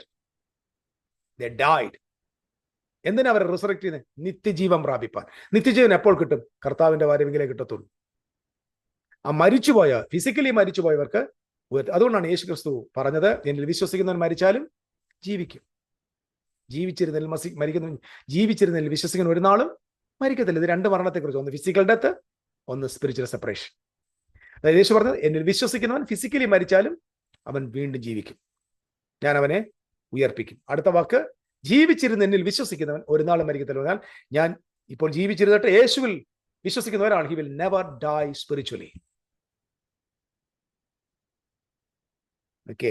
അപ്പൊ AD 70 എന്താ സംഭവിച്ചത്? Resurrection of the old covenant. 12 ഗോത്രപിതാക്കന്മാരും പ്രത്യാശ വെച്ച ദാനിയേലിനോട് പറഞ്ഞു, പൊയ്ക്കൊള്ളുക കാലാവസാനത്തേക്ക്. The resurrection of the old covenant. 1 Corinthians chapter 15 is not talking about the resurrection of the church. It's talking about the resurrection of the old covenant people. It happened on AD 70. ഇനി ക്രിസ്തുവിൽ മരിച്ചവരൊക്കെയും അതിക്രമകാലം പാപങ്ങൾ മരിച്ചവരായിരുന്നവരൊക്കെ ഉയർപ്പിച്ചെന്ന വാക്യമുണ്ടല്ലോ. അതിന്റെ അർത്ഥം എന്താണ്? കർത്താവ് യേശു ക്രിസ്തു പറഞ്ഞ വാക്കിലേക്ക് പോകാം. യോഹന്നാന്റെ സുവിശേഷം 6-ാം അധ്യായം 5-ാം അധ്യായം. I just want to take that verse.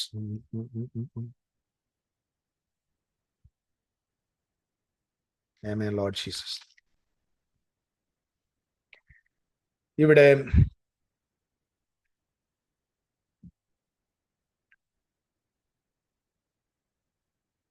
യോഹന്നാന്റെ സുവിശേഷം 5-ാമത്തെ അധ്യായത്തിന്റെ 21-ാമത്തെ വാക്യം, പിതാവ് മരിച്ചവരെ ഉണർത്തി ജീവിപ്പിക്കുന്നത് പോലെ പുത്രനും താൻ ഇച്ഛിക്കുന്നവരെ ജീവിപ്പിക്കുന്നു. എല്ലാവരും പിതാവിനെ ബഹുമാനിക്കേണ്ടതിന് പുത്രനും, പുത്രനെയും ബഹുമാനിക്കേണ്ടതിന് പിതാവാരെ ന്യായവിധിക്ക്, അത് ന്യായവിധി എല്ലാം പുത്രന് കൊടുത്തിരിക്കുന്നു. ആമേൻ ആമേൻ ഞാനോട് പറയുന്നു, എന്റെ വചനം കേട്ടെന്റെ അയച്ചിൽ വിശ്വസിക്കുന്നവരിൽ നിത്യജീവനുണ്ട്. അവൻ ന്യായവിധിയിൽ അകാതെ മരണത്തിൽ നിന്ന് ജീവനിലേക്ക് കടന്നിരിക്കുന്നു. അടുത്ത വാക്യം, ആമേൻ ആമേൻ ഞാനോട് പറയുന്നു, മരിച്ചവർ ദൈവപുത്രന്റെ ശബ്ദം കേൾക്കുകയും കേൾക്കുന്നവർ ജീവിക്കുകയും ചെയ്യുന്ന നാഴിക വരുന്നു, ഇപ്പോൾ വന്നു. What is the meaning of this? It's not talking about the physical dead people. Matthew chapter 5 verse 25. ആമേൻ ആമേൻ ഞാൻ നിങ്ങളോട് സത്യമായിട്ട് നിങ്ങളോട് പറഞ്ഞതിന്റെ അർത്ഥം എന്നറിയോ? നിങ്ങൾ വിശ്വസിക്കത്തില്ല. മരിച്ചവർ ദൈവപുത്രന്റെ ശബ്ദം കേൾക്കുകയും കേൾക്കുന്നവർ ജീവിക്കുകയും ചെയ്യുന്ന നാഴിക വരുന്നു, ഇപ്പോൾ വന്നു വരും. ഇത് എന്തിനെ കുറിച്ചാണ്? നമ്മുടെ അച്ചാച്ചന്മാര് പറയുന്ന പോലെ സെല്ലി കൊണ്ടുവച്ച കേസല്ല. യേശുവിന്റെ അടുക്കൽ വന്ന് പറഞ്ഞു, കർത്താവ് ഞാൻ നിന്നെ അനുഗമിപ്പാൻ ഇച്ഛിക്കുന്നു. കർത്താവ് പറഞ്ഞു, എന്നെ അനുഗമിക്കാം, ഞാൻ എൻ്റെ അപ്പനെ അടക്കിയിട്ട് വരട്ടെ എന്ന് ചോദിച്ചു. അപ്പൊ പറഞ്ഞു, കർത്താവ് പറഞ്ഞില്ല, മരിച്ചവർ തങ്ങളുടെ മരിച്ചവരെ കുഴിച്ചിട്ട്. എൻ്റെ അർത്ഥം എന്താ? മരിച്ചവർ എന്ന് പറഞ്ഞാൽ ഫിസിക്കൽ മരിച്ചവരെന്നല്ല. They are separated from God. ദൈവികമായ പദ്ധതിയിൽ നകന്നു നിൽക്കുന്നവർ, അവർ അവരെ കുഴിച്ചിട്ടോട്ടെ എന്ന് പറഞ്ഞു. അപ്പൊ ഇവിടെ മരിച്ചവർ ദൈവപുത്രന്റെ ശബ്ദം കേൾക്കുകയും കേൾക്കുന്നവർ ജീവൻ പ്രാപിക്കും എന്ന് പറഞ്ഞാൽ, ആരെല്ലാം മരിച്ച അവസ്ഥയിൽ ഫിസിക്കലി അല്ല സ്പിരിച്വലി ദൈവത്തിൽ നിന്ന് സെപ്പറേറ്റ് ആയി ദൂരെ പോയ ആളുകൾ, ആരെല്ലാം യേശുക്രിസ്തുവിന്റെ വാക്ക് കേൾക്കുന്നുണ്ടോ, ഉപദേശം കേൾക്കുന്നുണ്ടോ, പഠനം കേൾക്കുന്നുണ്ടോ, കേൾക്കുന്നവർ എന്ന് പറഞ്ഞാൽ അത് വിശ്വസിക്കുന്നവർ, അംഗീകരിക്കുന്നവർ, ജീവൻ പ്രാപിക്കുന്ന നാഴിക വരുന്നു, ഇപ്പോൾ വന്നുമിരിക്കുന്നു എന്ന് പറഞ്ഞാൽ യേശു സംസാരിക്കുന്ന സമയത്ത് തന്നെ അവന്റെ വാക്കുകൾ വിശ്വസിക്കുന്നവർക്ക് ജീവനെ ദൈവം അഡ്വാൻസ് ആയിട്ട് കൊടുക്കുകയാണ്. റിസറക്ഷൻ സംഭവം. അപ്പൊ ജീസസ് ക്രൈസ്റ്റിന്റെ ജീവിതകാലത്ത് തന്നെ ജീവനോടിരിക്കുന്നവർ തന്നെ യേശുവിന്റെ വചനത്താൽ എന്ത് ചെയ്യുന്നുണ്ട്? ജീവൻ പ്രാപിക്കുന്നു. ഓക്കെ, അതവിടെ ആരംഭിക്കുകയാണ്. അടുത്ത വാക്യം, പിതാവ് തന്നിൽ തന്നെ ജീവനുള്ളതുപോലെ അവൻ പുത്രന് തന്നിൽ തന്നെ ജീവനുള്ളവനാകുമാർ വാഴ നൽകുന്നു. അവൻ മനുഷ്യപുത്രനാകിയ ന്യായവിധി നടത്തേണ്ടതിന് അവൻ അധികാരവും നൽകിയിരിക്കുന്നു. ഇതെങ്കിലും ആശ്ചര്യപ്പെടുന്നത്, കല്ലറയിലുള്ളവർ എല്ലാവരും അവന്റെ ശബ്ദം കേട്ട് നന്മ ചെയ്തവർ ജീവനായും തിന്മ ചെയ്തവർ ന്യായവിധിക്കായും പുനരുത്ഥാനം ചെയ്യുവാണ്. നന്മ ചെയ്തവർ, തിന്മ ചെയ്തവർ. നന്മ തിന്മ ഓൾഡ് കവനന്റ് ആണ്, ഇറ്റ്സ് നോട്ട് ന്യൂ കവനന്റ്. വാക്കുകൾ വിരമിക്കുക. The church is not in good and evil. നല്ലതും തീയതും ഓൾഡ് കവനന്റ് ആണ്. നല്ലത് ചെയ്തവർ ജീവനായും തിന്മ ചെയ്തവർ ന്യായവിധിക്കായും പുനരുത്ഥാനം പ്രാപിക്കുന്ന നാഴിക വരുന്നു. കല്ലറയിലുള്ളവർ ശബ്ദം കേൾക്കുന്നു. ആമേൻ ആമേൻ ഞാൻ നിങ്ങളോട് പറയുന്നു, അതെ, മരിച്ചവർ ദൈവപുത്രന്റെ ശബ്ദം കേൾക്കുകയും കേൾക്കുന്നവർ ജീവൻ പ്രാപിക്കുന്ന ഇത് രണ്ടും രണ്ടാണ്. യേശു ക്രിസ്തുവിൽ വിശ്വസിച്ചുകൊണ്ടിരുന്ന ആളുകൾ അതിക്രമങ്ങളാലും പാപത്താലും മരിച്ചവരെ അവൻ ഉയർപ്പിച്ചു. ഇതിന്റെ മുഴുവന്റെ കൾമിനേഷൻ സംബന്ധം on the cross. Jesus resurrected from the dead. The church is also resurrected from the dead. But all the old covenant people, they are living in Hades, waiting for the last day. The last day happened on AD 70. Jesus came back. The old covenant saints were resurrected.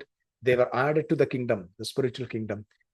And the New Testament people, those who are living, ജീവിച്ചിരിക്കുന്ന നാം കർത്താവിനോട് കൂടെ അവരെ എതിരേൽപ്പാൻ entered into the cloud, into the air. That means നമ്മൾ എന്തായി? രൂപാന്തരപ്പെട്ടു. God shifted us from corruptibility to incorruptibility. എന്ന് പറഞ്ഞാൽ ദ്രവത്വത്തിൽ നിന്ന് അദ്രവത്വത്തിലേക്ക് എന്ത് ചെയ്തു? എക്സ്ചേഞ്ച് ചെയ്തു. അലാസോ എന്ന് പറഞ്ഞാൽ ഓൾഡ് കവനന്റ് ലോവർ ലെവലിൽ നിന്ന് ന്യൂ കവനന്റ് ഹയർ ലെവലിലേക്ക് എന്ത് ചെയ്തു? പറോസിയ അല്ല, അതിലേക്ക് എന്തായി? ഹർപാസോ, rescue from one realm to another realm. Rapture സംഭവിച്ചു. ഞാൻ പറഞ്ഞത് നിങ്ങൾക്ക് മനസ്സിലായില്ലെന്ന് എനിക്കറിയാം. But I am going to stop here now. കുറച്ച് കാര്യങ്ങൾ നിങ്ങൾക്ക് വ്യക്തമായിട്ടുണ്ട്. ലാസ്റ്റ് ഞാൻ പറഞ്ഞത് വീണ്ടും വിശദീകരണം ആവശ്യമുണ്ട്. I will do it later. കർത്താവ് എല്ലാവരെയും അനുഗ്രഹിക്കുകയും സഹായിക്കുകയും ചെയ്യട്ടെ. Thank you so much for watching this video. May the Lord നിങ്ങളുടെ കണ്ണ് തുറക്കട്ടെ. ദൈവജനത്തിൽ അങ്ങനെയാണെന്ന് പരിശോധിക്കുക. സംശയമുണ്ടെങ്കിൽ നിങ്ങൾക്ക് കമന്റ് ബോക്സിൽ കമന്റ് ചെയ്യാം. മറ്റൊരാൾക്ക് ഇത് പ്രയോജനപ്പെടാൻ ഇടുമെന്ന് നിങ്ങൾക്ക് തോന്നുന്നെങ്കിൽ just share this message with others and please subscribe our channel and അത് ലൈക്ക് ചെയ്യുക, മെസ്സേജ് ലൈക്ക് ചെയ്യുക, share the message and bell button എന്ത് ചെയ്യുക? പ്രസ് ചെയ്യുക. നോട്ടിഫിക്കേഷൻ നിങ്ങൾക്ക് ലഭിക്കേണ്ടതിന്. Just let's go move. നമുക്ക് സത്യത്തിന് വേണ്ടി നിൽക്കാം. കർത്താവ് എല്ലാവരെയും ധാരാളമായിട്ട് അനുഗ്രഹിക്കട്ടെ. God bless U.